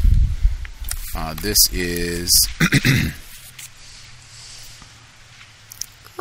okay, yeah, 186 going to 187. One mark, sorry about that, white people being disruptive. One mark of the new mindset is the concept of time. For the African, ordinary time is punctuated by sacred time, and time is valued according to what the community experiences. Therefore, we cannot speak qualitatively of different times because they are experienced differently. Christianization repudiates this concept as it demeans African culture and substitutes a secularized concept of uniform lineal time, suiting the more mechanized order with the European colonizers and neo-colonialists need to establish. In his book, Breast of the Earth, Kofi Awunor has an excellent discussion of Christianity's role in this regard and tells us that the school was the most important instrument of missionary work in Africa. It was the key to the process that would strip Africans of their culture so that they could become part of the technical order, albeit the lowest level. The school always took African children away from their elders and caused them to be ashamed of the very things that could have been a source of political strength and resistance to white supremacist colonial rule. The new technology of exploitation required that the African become an imitation of the European. It required a total transformation that embodied new standards of success and social status. Christianity, of course, meant civilization. To be civilized was to become as much like the European as possible. Awunor tells us that the converts were also encouraged to acquire European material culture. The superiority of the European way of life was rigorously inculcated. This included living in the townships that the missionaries established in opposition to the very villages in which the African extended kin lived. The missionary school discouraged the use of African languages. Christian conversion meant cultural change, a change essential to the donning of the cultural clothing of European technology. Christ was a white man, the saints were white, and the missionaries were white. Continuously, the African was told he was cursed in his adherence to the ways of his fathers, and because he was black-skinned, the implications were not lost to him. The fundamental erosion of the African's confidence in himself began with the first Christian convert. One of the most important ways that missionary education prepared Africans for capitalism and the European techno-social order was by destroying the integrity of lineage organization that formed the basis of the traditional communal structure. Christianity stressed the basis of the traditional communal structure. Christianity stressed individual salvation and the Judeo-Christian material culture, as Awunor phrases it, and it denounced all communal forms such as polygyny, the traditional education system, and especially economic communalism, i.e., the communal ownership and distribution of resources. Individualism was an implicit value of missionary Christianism, as it revealed itself among those colonized by the Europeans. The civilized African behaved and dressed and spoke like a European.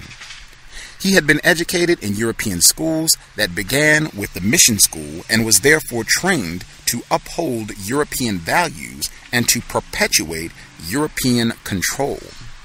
The purpose of any educational system is to perpetuate the society that it creates. Pause for emphasis. The non-evolu or uncivilized African was an unsaved, uneducated, primitive, and non-Christian, and therefore a usable chattel for mines and farms. So thought the Europeans and their quote-unquote civilized Africans. Missionary Christianism stripped colonized non-Europeans of everything. In this psychologically insecure state, they could then be immersed in the ideology of the technical order. And so many Africans themselves will speak of the blessings of Christianity because they are sold on the ideology of progress, to which its European adherents subscribe. It is not only in terms of the specific technological tendencies manifested in the Christian lifestyle that the essence of this relationship lies, e.g., deification of writing, literacy, the growth of cities, etc. The compatibility of the Christian doctrine and the development of technology in the West is found at a deeper and more critical level.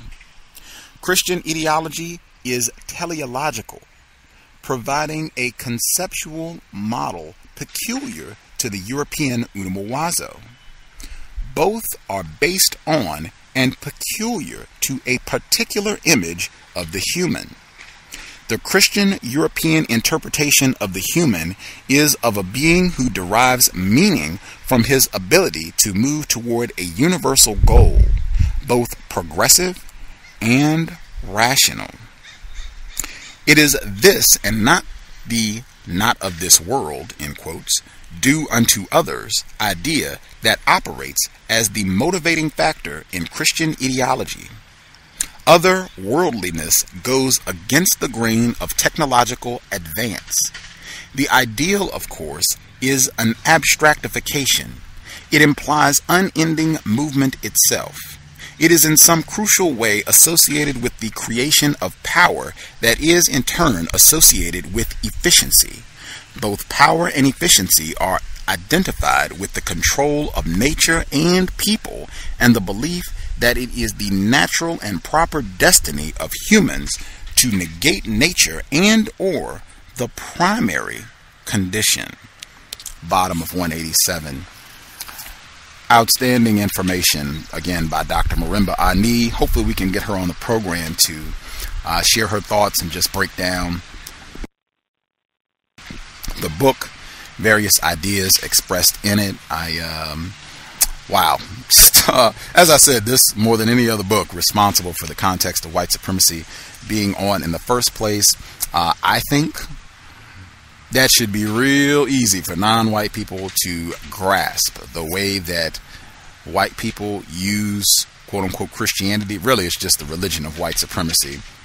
The way they use that to erode a people's ability to think in a manner that would destroy the system. They give you a way, a frame of reference, a worldview that will perpetuate their ability to control you, to control your children, on infinitum. Outstanding illustration. I should, said it, unless your white chip becomes a little active and you think, that's just corny, or that doesn't make sense. I don't know what she's talking about. That could be happening as well, but in my view, I think a lot of us have expressed frustration around that, and relatives, people that we care about, non-white people who, again, have been infected with the whole white Jesus concept and how that can really become a monumental obstacle to black liberation. I'll share one more portion and then I'll double check to see if anyone has questions, comments, what have you. Keeping an eye on the switchboard, see if anybody is dialing in with anything they would like to share as well. This is on page 189. And she is quoting a different author. The author's name is, I think I'm pronouncing this correctly, Mircea Eliade. I think that's it.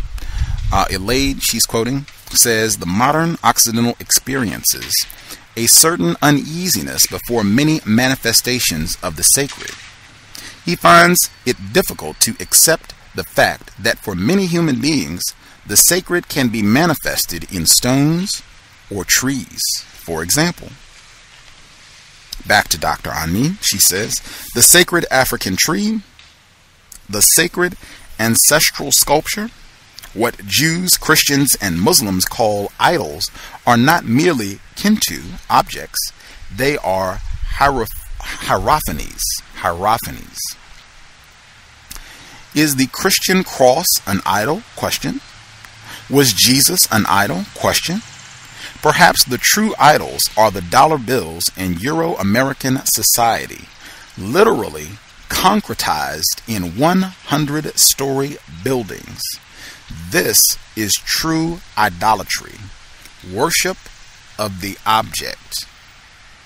I will stop there. That is at the bottom of 189. And again, it goes back to, I think, what we touched on at the very beginning, how non-white people worldwide have a very different way of viewing the Creator, the universe, and how what is called or referred to as God is manifested in all things, all people, and how that connects and relates to us. Very different from the white worldview and the way that they think about religion, spiritual things. In fact, Dr. Anishi's emphasized consistently, the white way of thinking is void of spirituality. No connection, total severance of a connection to nature. It's just an object to be dominated. The tree is just there for me to cut down and dominate, to show you that I can cut it down. Let me show you how fast I can cut it down. Let me make a new gadget so that I can saw it down in 5 seconds flat. Then we can show you how many different things that I can make out of it. Then I can tear those up. I mean, that's white people, what they're all about. Tearing things up, blowing things up, people, death, destruction, violence, war, terrorism of the entire planet, non-white people and nature. Consistent thread, and again, totally different from the non-white spiritual view that, that they make one of their primary objectives, the eradication of non-white spiritual practices, one of the major efforts that they make in terms of ongoing domination of a group of people. Bottom of 189, double checking just to see if anybody had comments, questions.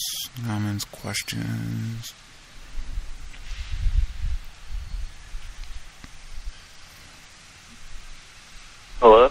Yes, sir. We can hear you. Yeah. I find it really interesting. It's like more of an influence, like a it's more of an influence than, I'll say an indirect influence than a direct one, like the whole white Jesus phenomenon. Like, I mean, it doesn't take a Christian or whatever, Catholic, whatever, I don't know, I'm not religious, but, like, I think just the fact that they got some people, they kind of got us all, because, like, no one in my family is religious. Maybe, I guess my grandmother, she's, like, from, her family's from Ghana. She just died, but, I guess she was she used to drag my mom to church and stuff like that, but my mom, she wasn't my, tempted grandmother. But, it's just like, it's like we're all kind of affected by just the fact that there is this, like, imminence of just that presence of such strong belief among some people, kind of puts us all in the category of, like, like worshiping white Jesus doesn't have to be, like, literally that. It's like we're all kind of, worshiping white Jesus, like, just by, like, not really having any, just not putting any importance on the fact that we're, like, a bunch of prisoners of war, not even, like, we're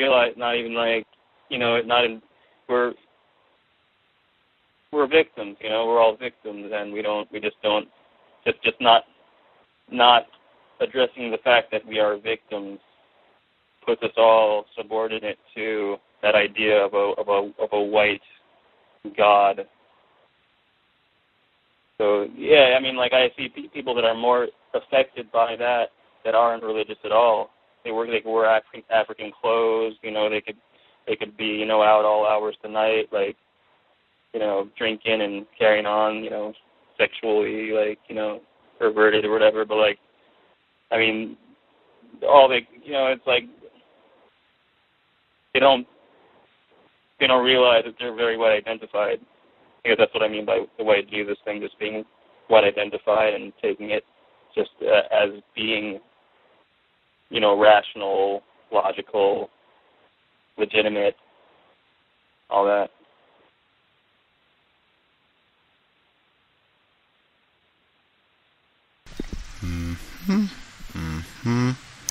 Yeah, I would agree.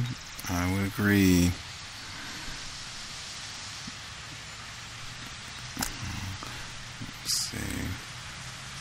Gus, I wanted to add some historical perspective on what you just read, as far as when you were reading the passage about them educating the Africans about religion.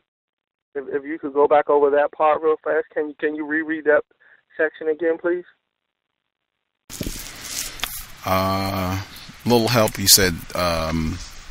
You was reading the section about when the missionaries came in, they stripped the Africans of everything African, and all they taught them, the education, was all about Christianity, if I'm not mistaken.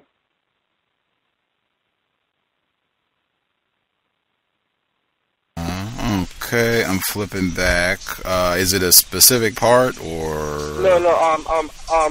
I just wanted to attribute that to history. If we think about it, once slavery ended during Reconstruction, who were the first people to teach the newly free Africans? It was the Puritans from the North, and they all taught us about religion.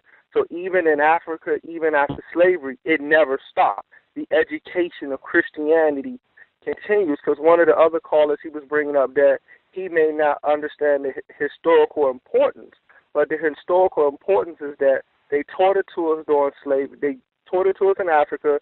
They retaught it to us again during slavery, and when we became free, they taught it to us again. So they've been indoctrinating us with Christianity throughout history. It's on a continuous cycle, and it never stops. So I just wanted to kind of throw some historical perspective to help people understand that they've been feeding us this poison for a long time. So I just wanted to put that in there. Absolutely. Couldn't agree more.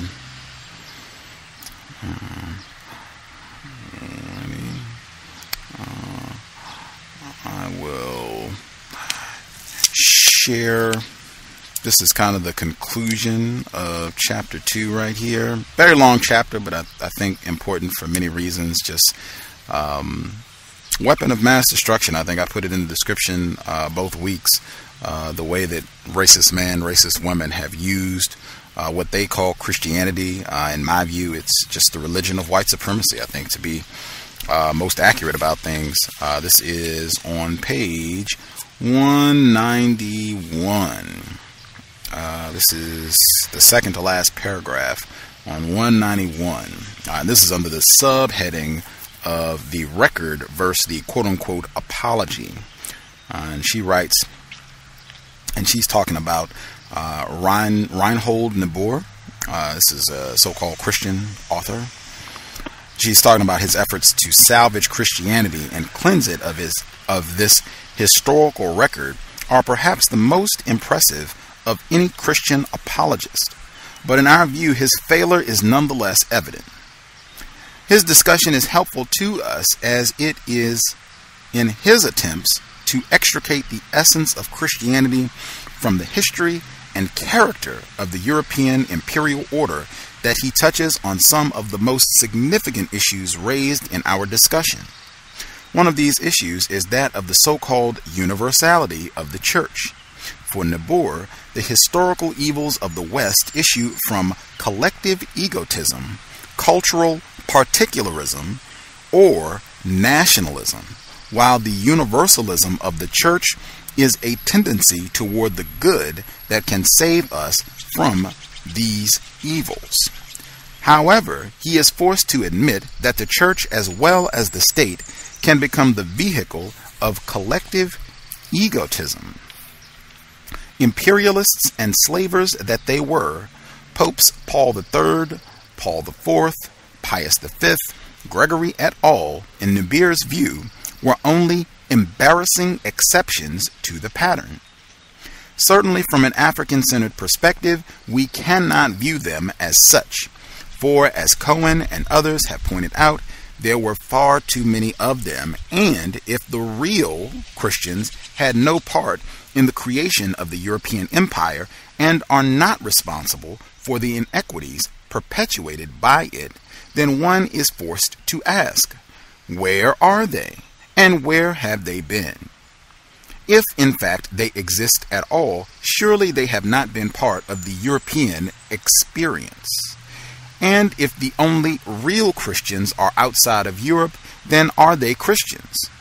In other words, the question is raised as to whether the non-European values and ideas claimed by Christians like Niebuhr, who would exonerate Christianity from its militaristic and culturally aggressive aspects, can be identified with the European tradition at all. Christianity is a configuration of values, attitudes, and behaviors that are inseparable from the history of Europe. Unhappily for non-European people, real European Christians do exist and have existed in large enough numbers to have successfully imposed their own brand of European cultural nationalism wherever they have ventured, inevitably backed with the armed might of the West. Niebuhr implores what is perhaps the most ideologically effective tool and manifestation of European cultural imperialism in his use of the concept of universalism. The subtle but critical issue raised by his claims is a philosophical ideological one. It lies partially in the implicit value dichotomy he makes between nationalism and universalism. Nationalism, in his view, is bad and represents negative particularism in which the self-ego is the source of motivation, sentiment, and behavior, while universalism is its positive opposite and represents the ability to identify with the universal good of all people, i.e., takes an abstraction called humanity as its inspirational source. First, I challenge this formulation on the grounds that it itself is not a universal statement, though its value for the European lies in the fact it has all the earmarks of such. It is a moot question as to whether any such universalism is desirable, even if it were possible. Nationalistic, i.e., self-group identification, is positive because it is humanly feasible and originates in the concrete circumstances of cultural definition. Hope for humankind lies in the possibilities for fashioning nationalistic ideologies.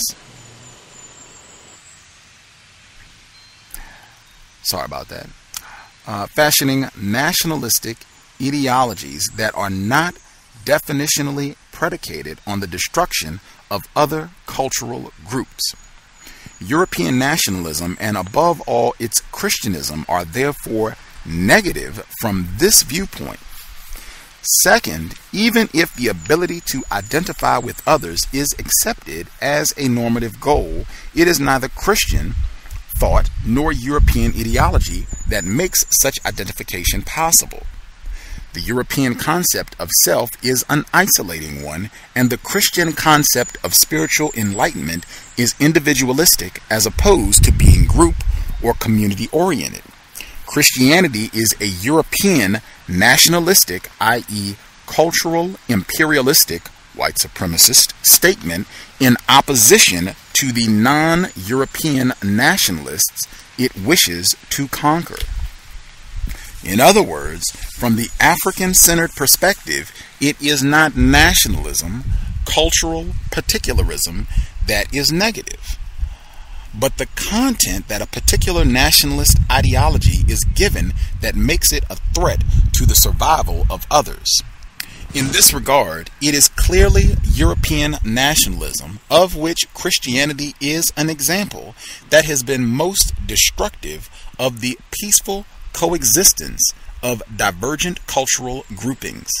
The projection of so-called universalism as an assumed goal of human behavior is not desirable or culturally meaningful, but it allows Europeans to thereby project European particularism as something other than it is. The claim to universality, whether made by Christian apologists, a social theorist, or a military leader, is merely a packaging device. The struggle of the Christian religion against the pride and self-will of nations, that Nibiru wants to see does not exist, but by giving voice to this supposed struggle, the impression is conveyed of the moral superiority of Christianity based on the implied invidious comparison between a non-existent abstract universalism, the embodiment of the good, and cultural nationalism, the expression of evil. The real question becomes, why has the European made so much of this claim of universalism? And she says, see chapter 10 of this work for the answer. That'll be way down the road, as we are only on chapter 2, very beginning of chapter 3, but keep that in mind. That concept of universality is going to come up over and over and over throughout this work. One of the major themes of this work, white people's use of the concept of universality, that there's one way of looking at things or one standard that should fit for everybody worldwide. That has been one of their most useful tools, and that's going to come up again, I suspect, big time in the next 2 chapters on aesthetic and beauty, self-image. That's chapter 4, self-image. I will check, let's see.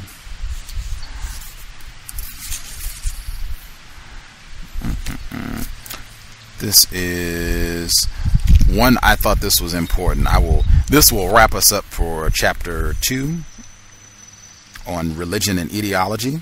And she talks about confusion and how the religion of white supremacy, what is typically referred to as quote-unquote Christianity, the religion of white supremacy rescues white people in making sure that they are focused and aware of what their purpose is supposed to be as long as they exist. Very important. It's only 2 paragraphs. This will be our wrap-up for chapter 2. This is on page 195, going over to the top of 196.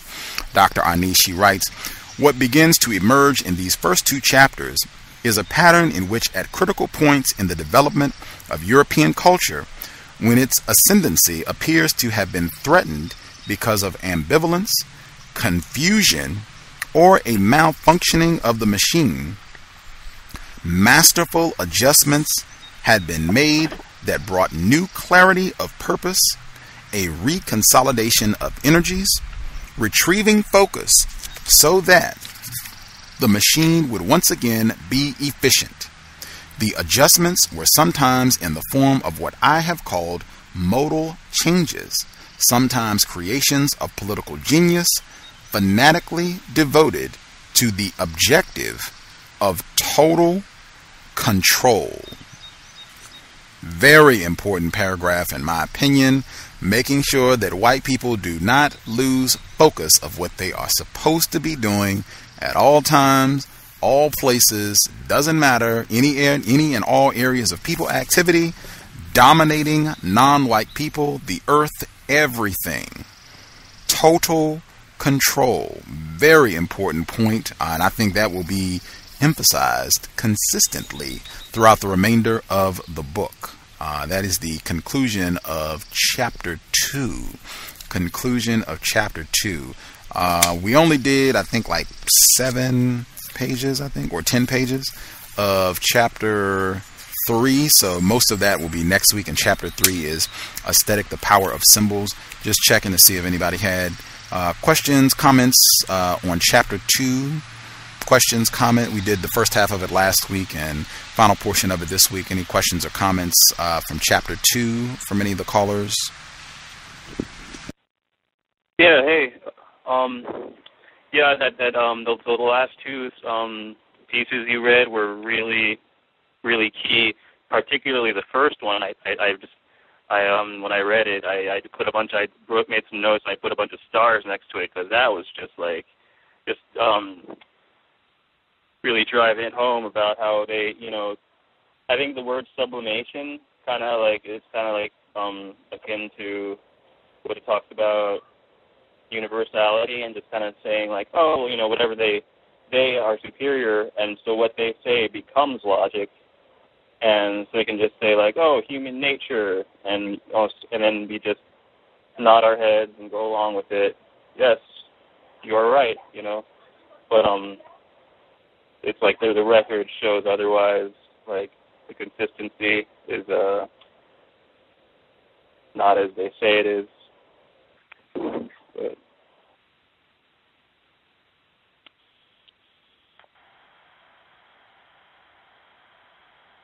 hello, Gus. The next chapter you said is on symbolism. Yes, chapter 3 is aesthetic, the power of symbols. Okay, I wanted to be the first to throw out the first symbol, if possible. If I'm not mistaken, the swastika that the white supremacy used, it's actually an African Egyptian symbol. And most people may not know that. You can Google it, but it stands for power, energy, rebirth, and everything like that. But yep, it's an African symbol, and most people don't know that. So just wanted to get everybody. I thought it ready was for a the next Hindu. chapter. Yeah, it was African, and it's an Indian symbol. Yep, but it's not a white person symbol. They keep stealing everything and changing the meaning for it.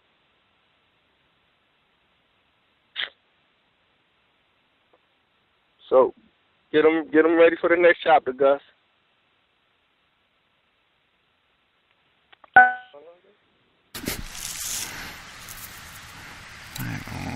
Right on.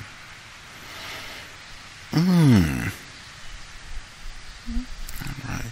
We spilled into the first couple pages from the third chapter.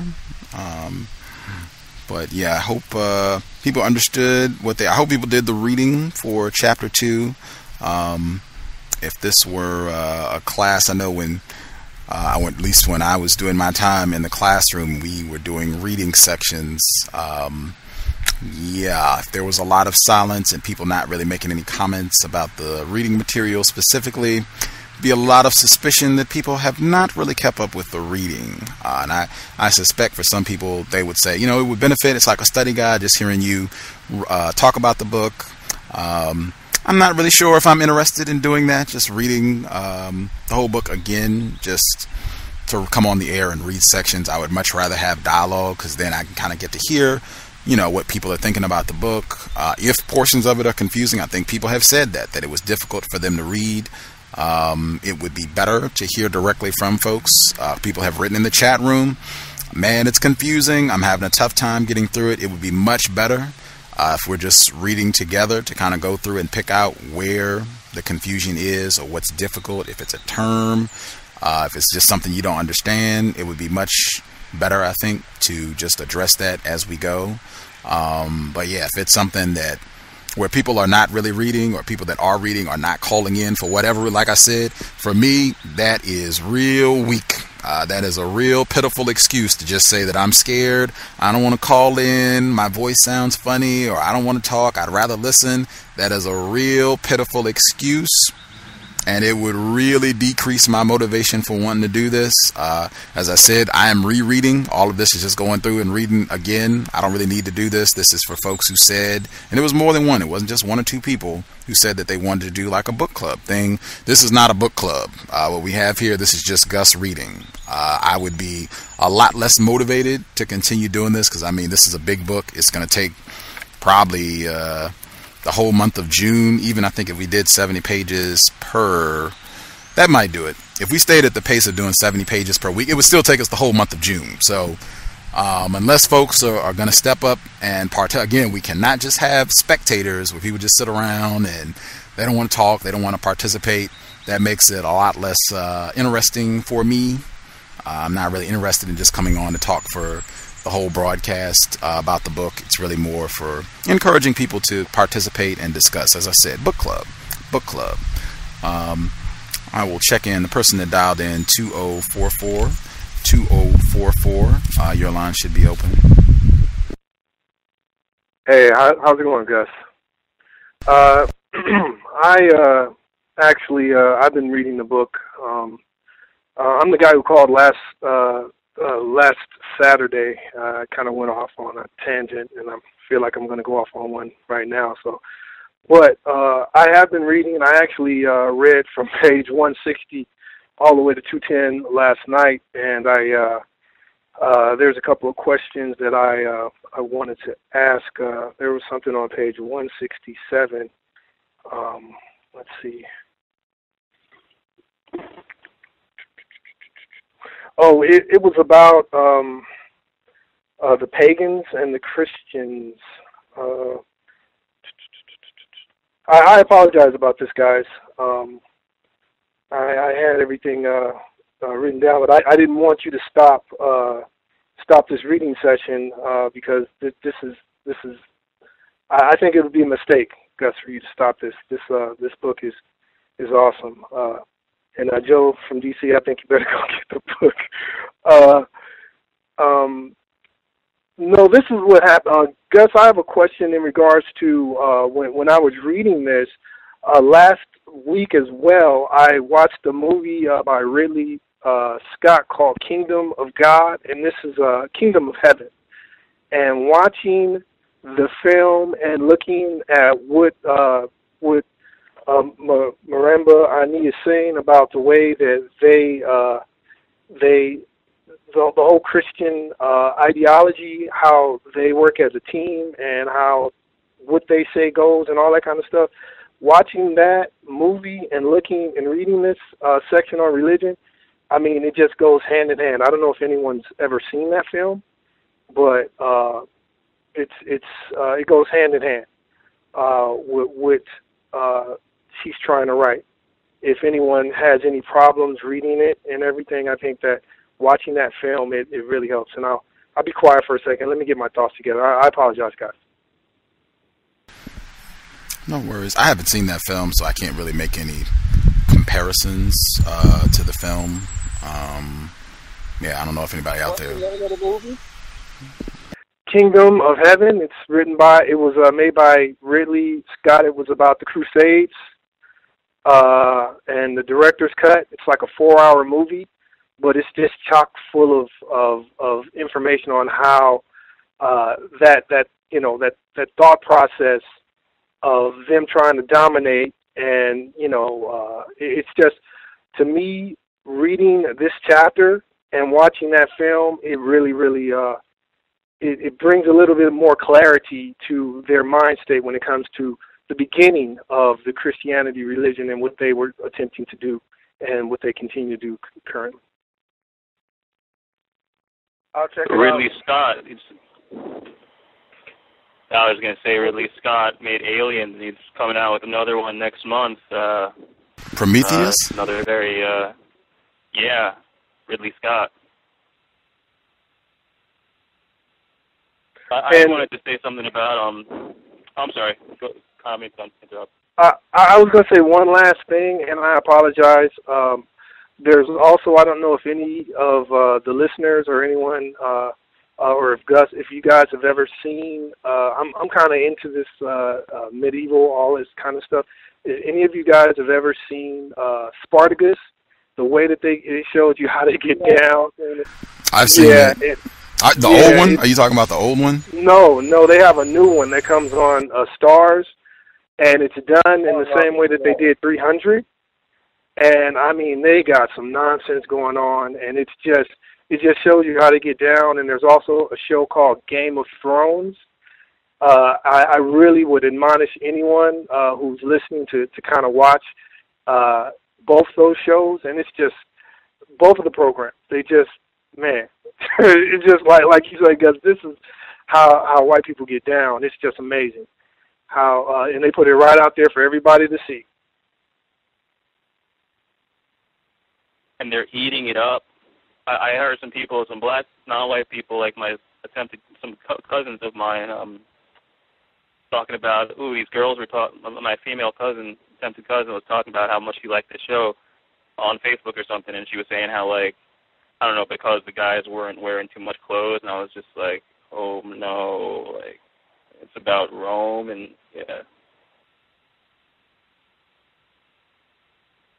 Yeah, but I would ask, anyone who's listening to this right now, Gus included, everybody, just check it out, and it just shows you just how they get down. They just put it right out there. It's just, it's amazing to see. It's amazing to see.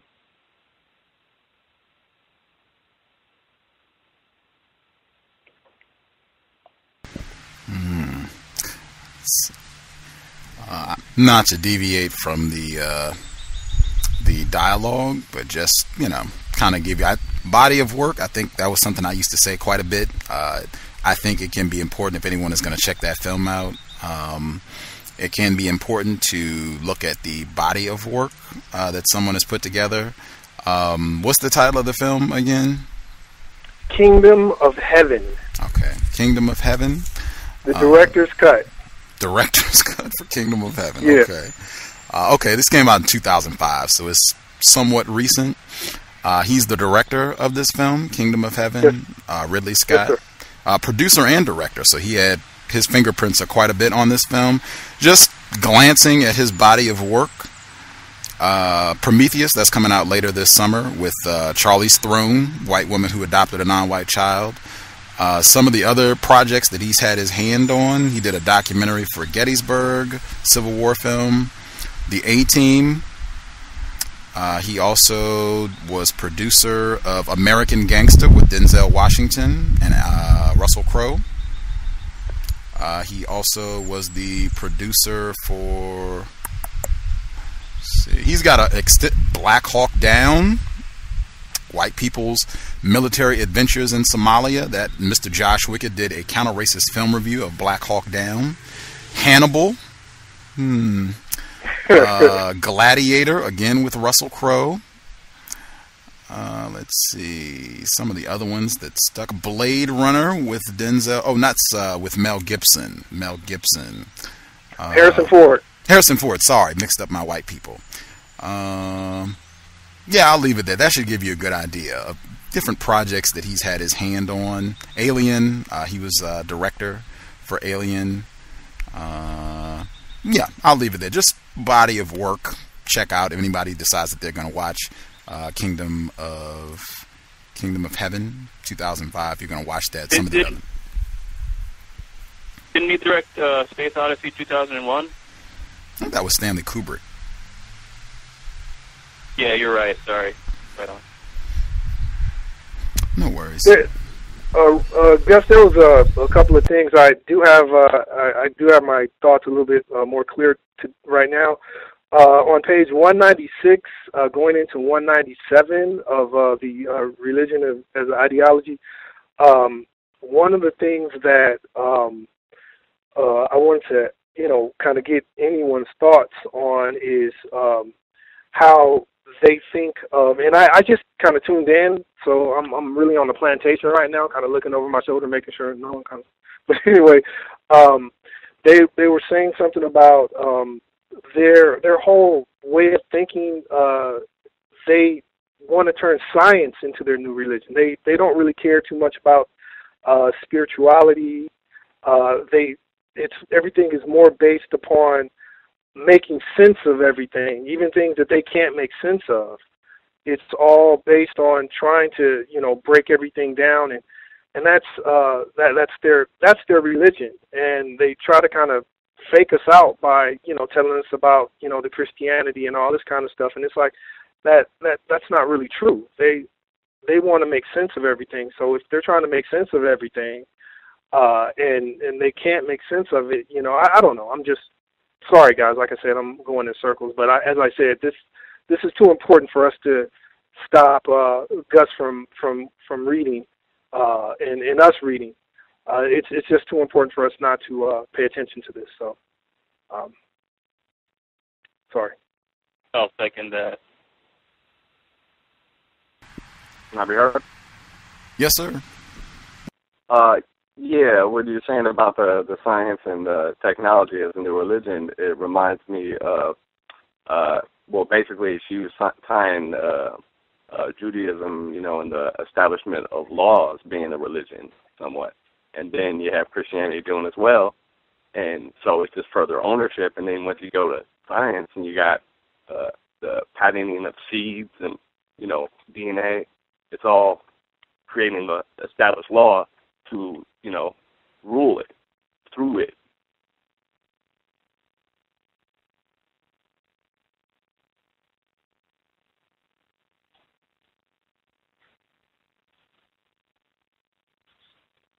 Hello?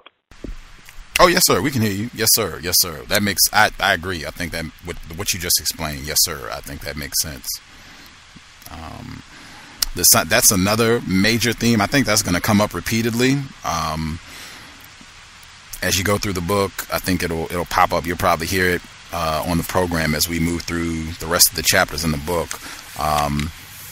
The scientism, I think that's the term she used, scientism, and that really being the religion of white people, and having this quote-unquote rational, objective view of the world, and being able to have this rational understanding of how everything operates, that's really the science of, or excuse me, the religion of white people. And I think you can even look at the deified way. This is going to come up again. You're going to hear this in more detail. The way that scientists are deified. I think doctors in the same vein, even the white coat, which is similar to the garb of a pastor, preacher, someone who you would say is a man of the cloth. Very similar. But it's going to come up again. I'm trying to look at some of the chapters to see where I think this is going to pop up again. It might even be in the coming weeks. I'm sorry? No, it is moving faster. Like you're saying, once you get the head of steam, it's a lot easier to read. You get the cadence and her rhythm of writing. But, I agree. It's going to come up in the next 2 weeks. This is going to come up because she has a whole chapter. Really, it's the self-image. This should come up in chapter 4.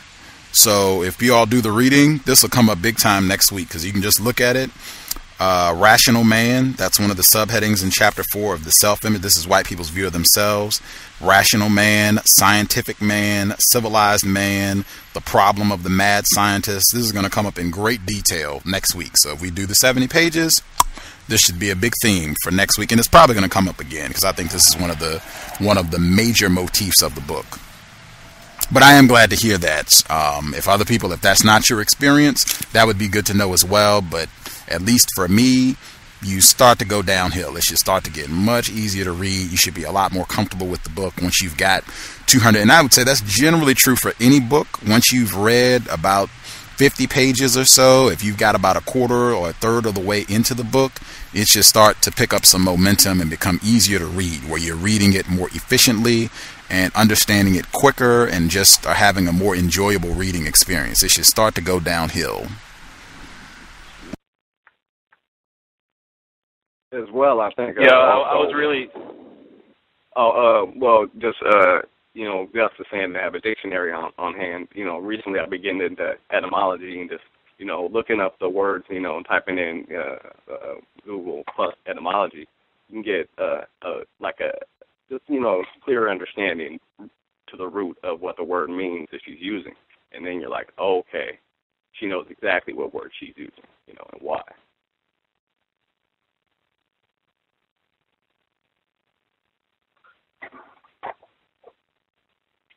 That's all.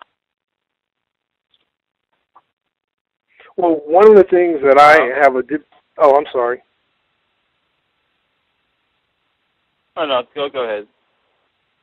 What I was going to say is I'm not really a reader, but I'm trying to read as much as I can. One of the problems that I am having, and it might have something to do with me trying to cram everything within a couple of days, but kind of like some of the authors that she references, sometimes it kind of throws me off because I don't know who she's talking about when she brings up certain authors, and that's one of the problems, I would say, that I have, guys. That is totally legit, and I will say that will slow you down if you're reading. And she does reference a ton of authors. If you look at her bibliography section, it's massive. That is going to slow you down if a person is consistently referencing authors and other works that you're not familiar with. That is going to compromise some of your efficiency. You can just keep reading and not really bother with that too much. I would say for me, first time around, I didn't know a lot of these people. Like, I didn't know who Michael Bradley was the first time I read this. I hadn't heard of Chinweezu the first time I read this. Dr. Bobby E. Wright, some of the other folks. I hadn't read Mr. Fuller's book. She references him too a little later on. So I wasn't familiar with a lot of the authors. For me, I got the most out of it by slowing down and checking her bibliography and checking the citations to see where she was quoting from. And then when I finished this book, I went and read a lot of those books. As I was saying, now going back and reading this, it's like, oh, this is a C.O.W.S hits list. Like, a lot of the people she's references have been on the program. So, I don't know. I mean, you can't just take notes. One of the things you could do is just take little notes. If she's referencing an author and you don't know who that person is, and as you continue to read, if the material is of interest, or even if you're confused by it, you can just make a little note. And when you're done with the book, then you can, maybe you already have your reading list. Like, all right, now this is material that I'm going to go check on. Some of the material that you weren't familiar with, or if it was confusing, or if it looked interesting, like something you'd want to check out. Now you got a ready-made reading list. Because I know when I finished this book, I had a massive reading list. I think some of the first things that I went to read when I finished this, Bobby E. Wright, Psychopathic Racial Personality and Other Essays, because she's going to reference that later on. Chinweezu, The West and the Rest of Us, phenomenal book. I also read Chinweezu's Decolonizing the African Mind. Joel Koval, White Racism, A Psychoanalysis. He's been on the program. Check that out. Michael Bradley, The Iceman Inheritance. Just make a little reading list. You don't have to totally stop your reading flow, but just make a little reading list. And you can check. One of the things I would do too, you can just take notes and write the page number down and write the citation number. You'll see the little small number. And then when you read, like if you're going to say, okay, it's Wednesday, I know we're supposed to do X amount of pages before Friday. So if you're going to read like 20 pages on Wednesday, whenever you finish your reading session, then you can, at the end of it, then you can go check the bibliography and the citations to get any additional information. That way it's not stopping you in the middle of your reading flow. That's one of the things that I did as well. Like the only reason I would stop my flow of reading is if it's a term that I don't understand or a term that I need more information. As long as I'm understanding what's being said, I just save all the additional reference checking until my reading session is done for that particular moment, if that makes sense. It does. Thank you, Gus.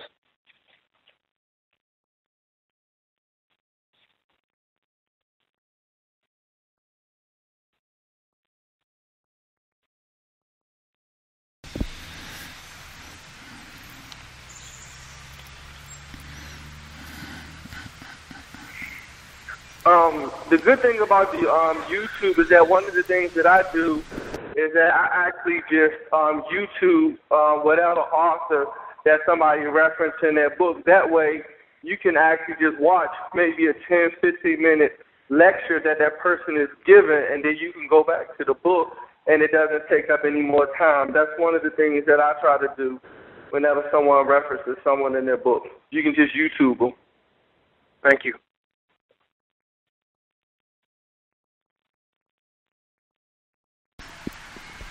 C.O.W.S archives my work as well. Like, that's been really wild. Like, the first time I read it, I didn't know a lot of these authors. And now reading, it's like, oh, he was on the program last year. He was on the program 2 years ago. She was on the program. Some of these folks have been on the broadcast. That's something you can do later as well as you have time. If some of these folks that she references, if they have been on the program and you want to check out what they had to say here, you can do that down the road. But, yeah, I think this is one of those books, and I've said this really for any book that you read, you will get more out of it if you check some of the sources. I mean, particularly if you think the book has constructive information, check some of the resources. Where did she get this from? Where is she quoting this from?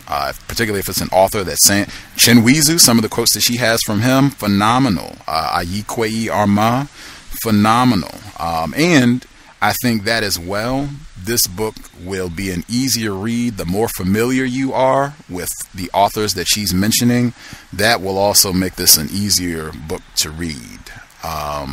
Conversely, it'll make it a little more challenging if you're not very familiar with a lot of the people. So, but, you know, hey, that is the process of learning. You know, we all got to start somewhere. So just look at it as, hey, I'm developing a great reading list, and she'll give me, you know, 15, 20 books that I want to check out when it's all over and done with. And, you know, that's great too. I can read those as I have time. Will do. Caller in Boston, your line should be open. Oh, good evening, everyone. This is Amari from Las Vegas, Nevada, and I just wanted to say that I've been reading Yurugu, and I hope that we continue with this analysis and with the study sessions. That's all I wanted to say. I really appreciate the cows, and your program has been a lifesaver for me. Right on, right on. Appreciate it. Appreciate it. I'm trying to do better about when people say anything like that, not saying, so what, replace white supremacy with justice, and just saying thank you and nothing else. So thank you. Appreciate it. Welcome.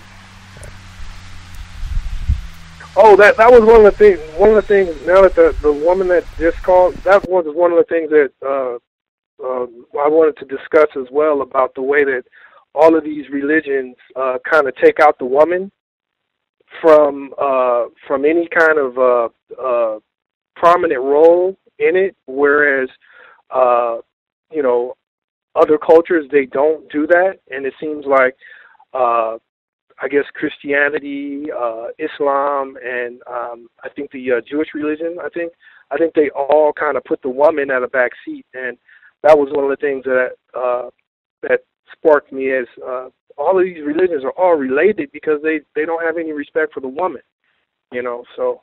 Exactly. That's what Dr. Phil Valentine said as well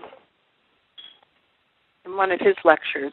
I'm still trying to understand the etiology of it and what the purpose of doing that is, but I'm still learning and trying to understand the process. So I don't have an answer.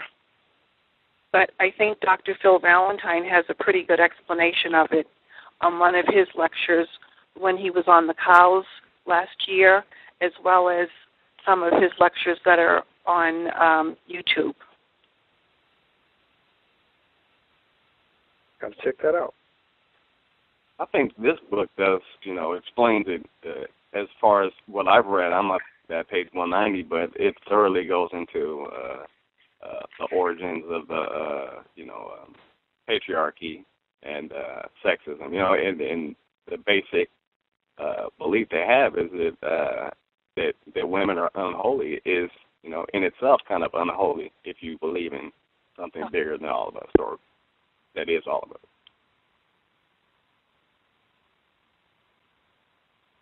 Yeah, it's like it goes back to like the word culture itself. I was thinking about how like the word culture, talking about yogurt, or like fungus, like just something that is growing from a spore, as a psylle, the seed, and it gets cultured and it grows, the culture spreads, and it's like it comes from a need for that thing to express that seed that's growing, and it's like obviously, there's just all this antagonism. There's just a conflict within that seed,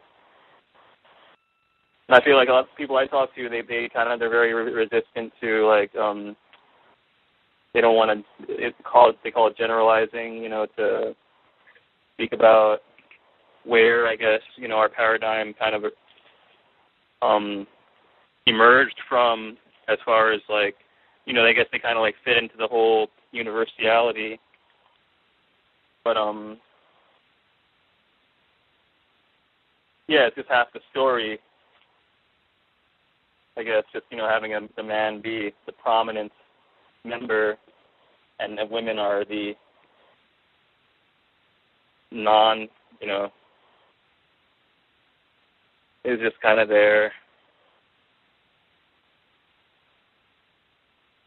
But yeah, the whole historic, isn't like Islam, Christianity, Judaism, they all kind of share the same story, like with the Bible and stuff. Like all those people were all in the Bible, like Muhammad and like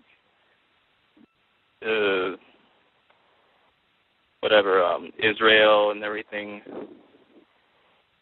Very convoluted, but it makes sense if when in the context of this book, the way it explains the Assyrian and everything, it's just very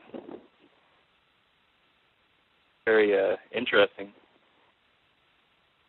Hey Gus, I don't want to get off the patriarchy or anything, but I had a question about the science, and if she goes into the book further later on, if she goes into explaining her reasoning or understanding of why there was the church conflict with astronomers who said that we don't revolve around the earth, and all that, how they reconcile that maybe a false fitting belief or something, I don't think we've covered that, at least up to 210. I don't remember seeing that unless you got a page number. Yeah. No. Oh, okay. I was just theorizing this here, talking about science, and they do believe in scientism, but what I was wondering if further later on in the book she explains the rift with the church and the individual astronomers and whatnot that yeah. I'm not sure. I would think it would probably pop up next week in the chapter I was just talking about that's going to go into more detail about their reverence of science being their religion. I suspect if that is in the book, it would probably pop up next week. That word fair. I know, I caught it. Yeah. So yeah, perhaps next week. I'll make sure to keep an eye out for that to see if it does come up next week. Yeah, that would be my initial thought. I'll reserve judgment. We'll see if it comes up next week.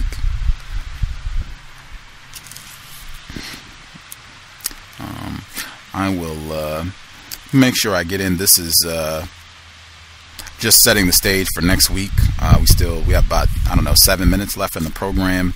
I will share the beginning quote from Armand. And again, I think that was why I had such regard for the book the first time I read it. I had already read Armand's work and had such a great deal of regard for his writing. And he really, if I had to point to one person who helped me deactivate my white Jesus chip and the white Jesus infection, it was Armand and his book 2000 Seasons. So seeing that she started so many of her chapters with quotes from his work was just a special treat for me. It made the book that much more enjoyable to read. So the quote that she uses to start chapter 3 that will be on more next week, Aesthetic, the Power of Symbols. The quote is that our left eye should be set to see against its twin and not with it. Surely that is part of the white destroyer's 2,000 seasons of triumph against us. That the sight of the eye should be unconnected, cut off from the mind's embracing consciousness. That the ear's hearing should be blocked off from the larger knowledge of the mind. That the nose's smelling and the tongue's tasting should be pushed apart from the mind's whole consciousness. What is that but death's whiteness in delirious triumph? The walls of whiteness built to separate sense from sense. Ayi Kwei Arma. And when I read that, I was thinking context. White people do a phenomenal job at eroding context so that you do not understand the relationship and the connections between things. They do a very good job of breaking that apart so you see everything is disconnected, separate, and in all these different compartments, as opposed to everything being connected and understanding the relationship, the nature of those connections. Context, if I had to sum that up in one word. The last chunk I'll read, this is on 210, right up to the threshold of where we were going today. And I thought this was great for music. I'll read this, and then if anybody has anything else they want to share, book, material, anything else, you can get it in. We should have a couple minutes left in the program. This is on 210, An Aesthetic of Control. Perhaps there is no better form of artistic expression than that of music to demonstrate the peculiar dynamics of the European aesthetic. The European mind responded to music in precisely the same way as it responded to every kind of phenomenon with which it was presented. Music was analyzed, dissected, studied, and translated into the language of mathematics. It was written down, and then it could be read as one would read a mathematical equation. And true to the pattern of the European development, the intellectuals who created this new music were successful in introducing it into the culture as a whole because the culture itself was predisposed to value such an approach. With writing comes control, and with control for Europeans comes power. This is the nature of the Último Rojo. This obviously is far more aesthetically pleasing to them than the creativity and spontaneity that results from the interaction between human emotion and the medium of music. In the West, an artist of African descent who has somehow miraculously inherited the genius of her culture via her cultural ancestral memory and plays without ever having studied the tools of the European is an embarrassment. It is like European science being confronted by the astronomical knowledge of the Dogon people. It exists, but it shouldn't. Centuries of tradition of the mathematization and rationalization of music have caused the European to forget its origin and how it is produced naturally, as opposed to synthetically. The mere imitation and description of music. Europeans created neither the first music nor the first musical instruments. They found them and made them objects of study. Because there was only one way in which they could understand this music with which they were confronted, they analyzed it looking for laws of harmony and melodic relationships, yet unable to hear, feel, comprehend the cosmic manifestations of sound. Even in the Middle Ages, music was the study of harmonics and proportion, and, as such, was related to mathematics in an academic, technical, not cosmic, metaphysical sense. Augustine's De Musica was the standard textbook. The Europeans then created a facsimile and style in which they excelled, i.e. a style that expressed all the power and control of the European aesthetic and value. They created the symphony, a technical and organizational masterpiece, the epitome of specialization in performance. Their inventiveness, their uniqueness, their Último Rojo expressed itself primarily within their quote-unquote classical dimension. The other expression of music in European culture are primarily borrowed forms, adaptations, and imitations. The accomplishment of the symphony should not have caused Europeans to forget the origins of musical expression, nor the plethora of differing styles, more creative and spontaneous, which had demonstrated a greater elemental genius than the symphonic form, with its emphasis on structure. With this in mind, the existence of the African musician who plays by ear is only a wonder, in that it is perhaps one of the supra-rational facts of human existence. And that is 211. We have time if anybody had anything they wanted to get in before we wrap up about that section or anything else that they have been reading. Feel free. Hello? Yes, sir. Yeah, that was a good section. I can't wait to get onto that. But I remember seeing an article talking about how there's so many technically proficient, perfect, pianists in the world now that they're actually looking for, all these young kids from Asia and whatnot. They're looking for people with individuality now. Again. So it's funny. And also, I also heard something about in the early 1900s being a standardization of tuning. And A is this frequency and B sharp is that, and it's all a little bit off. Just whoever created the standards wanted to do it based on how the New York, musicians, studio musicians, and symphonists would work. So it's all a little bit off from true tuning, and so you get different vibrations. So that's just all I have from that.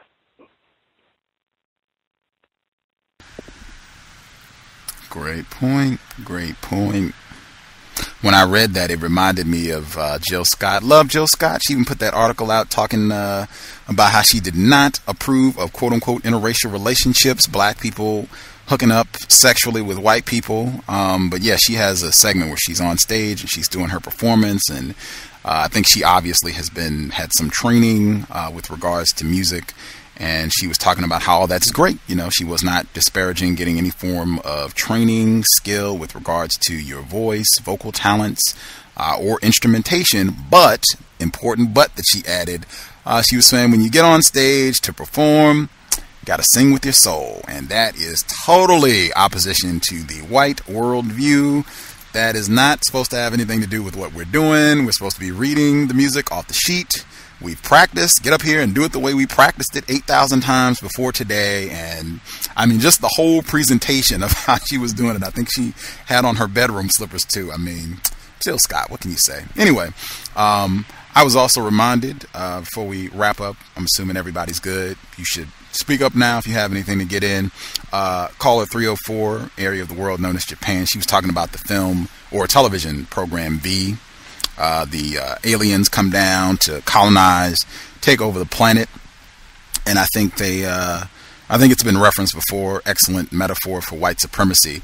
They display the European white Utamoroho science, and they are working. One of their major projects is to figure out a way to extract the human soul. I almost made that a part of our sound clip to begin the program. That's a major one of their projects. We're going to figure out a way to extract the human soul. And once we do that, bam, they'll be easy to control, easy to take care of. We got them. We just got to figure out a way. However it's factored in there, we'll get rid of it, and bam, they'll be super docile, super easy to control. Anybody who watches that series, great metaphor. The scientist, you'll see it. The scientist. Scientific way, no emotion. We're not involved in that at all, just being very scientific. Most of them walk around, they have the lab coats on and all that. Excellent illustration of the white Utamoroho and their way of thinking, their worldview as produced, generated by the white Asili. We will be doing, hopefully with participation, people reading and keeping up, doing 70 pages for next week, 210 to 280. 210 to 280, which is not that much. Anybody, if you are not a big read fan, is 10 pages a day. You just have to be disciplined to make sure you read 10 pages a day, which should not take very long. Even if you're a slow reader and you have to stop and look things up, if you just do 10 pages between now, 10 pages per day between now and next Friday, you should be ready to roll, participate. Hopefully we will get people who can call in with questions, comments, observations. Again, making it like a book club. It's great. If people appreciate, hearing Gus read different sections and give my little thoughts on the book or what have you, but this is supposed to be group participation and us sharing our thoughts on Dr. Ani's phenomenal and vitally important work, Yurugu, an African-centered critique of European cultural thought and behavior. This is the playbook on white people. Anybody trying to get in before we sign out? Everybody? Yeah, I found it interesting. Just in general, I can't think of a book that I was more excited to read, ever, practically. I mean, and I'm not the least bit disappointed. So thanks for, prompting me to. I barely had enough money to get the book when you said you were going to do the group, but I'm glad I did. I paid my rent and everything, but it's a little pinch. But no, I'm so glad that I did. But just how in this chapter particularly, because I'm an artist and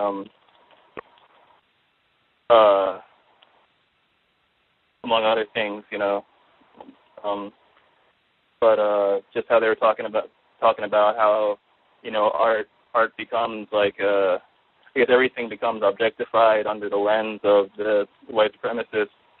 So art just kind of becomes another helper of the paradigm to solidify the values, and just a very individualistic kind of thing where it's supposed to be a very community thing. And you think about like the art galleries in New York, and there's some people in horn-rimmed glasses, you know, with black sweaters on they got their, you know, they're stroking their chin and looking at some white canvas with a splotch on it, like, what were these people, like, what was their intent behind this? You know, it's all stuffy, and it's like African art is like, or non-white art is like so much more intrinsic to the, you know, something deeper. It's not just, you know, some little exploit for cash, you know, and you have a team of people painting stuff for you, like, you know, freaking stick figures that are worth $1 million, you know.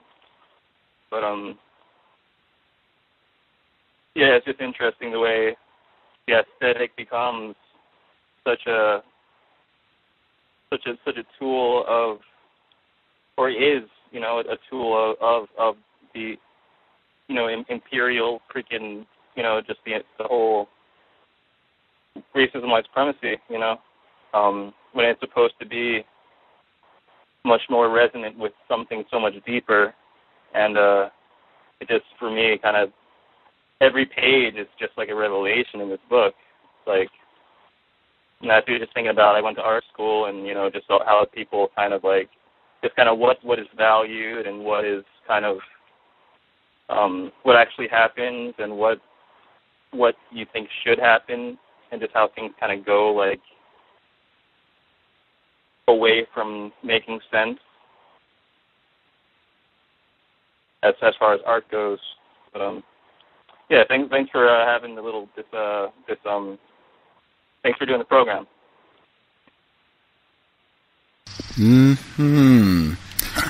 Perhaps you can, if you are interested, one of the listeners, they wanted to know if you could share at some point about your upbringing around white people and how you were able to dislodge all of that. Maybe you can do that on the program tomorrow, the call-in program. We would have more time for that. If that's something you would be down to share, at least one person, I'm sure some other folks, they would be interesting to hear more about that if you'd be down to share. Yeah, looking forward to next week. I'm glad folks have found it to be of some value reading the book. I have found it to be immensely valuable to me. As I said, this book, more than any other book that I've read, is responsible for the cows being in existence. So hopefully people will read and call in to participate. Next Friday, 8 p.m. Eastern, 5 p.m. Pacific. We'll be back for the call-in program on tomorrow. That would be Saturday, June 2nd, 9 p.m. Eastern, 6 p.m. Pacific. Ring in. Looking forward to hearing from folks, sharing their views, observations. If you've been doing research, time to share would be tomorrow evening. Looking forward. And Dr. Welsing, she'll be back with us on Sunday at 7 p.m. Eastern, 4 p.m. Pacific. Always good to hear from Dr. Francis Cress Welsing. Thank you all again for participating. Hopefully everybody is doing well. We'll be back tomorrow. Invest if you think the program is constructive, and we will speak in about 24 hours. Context of White Supremacy signing out. Replace white supremacy with justice immediately. Cal signing out.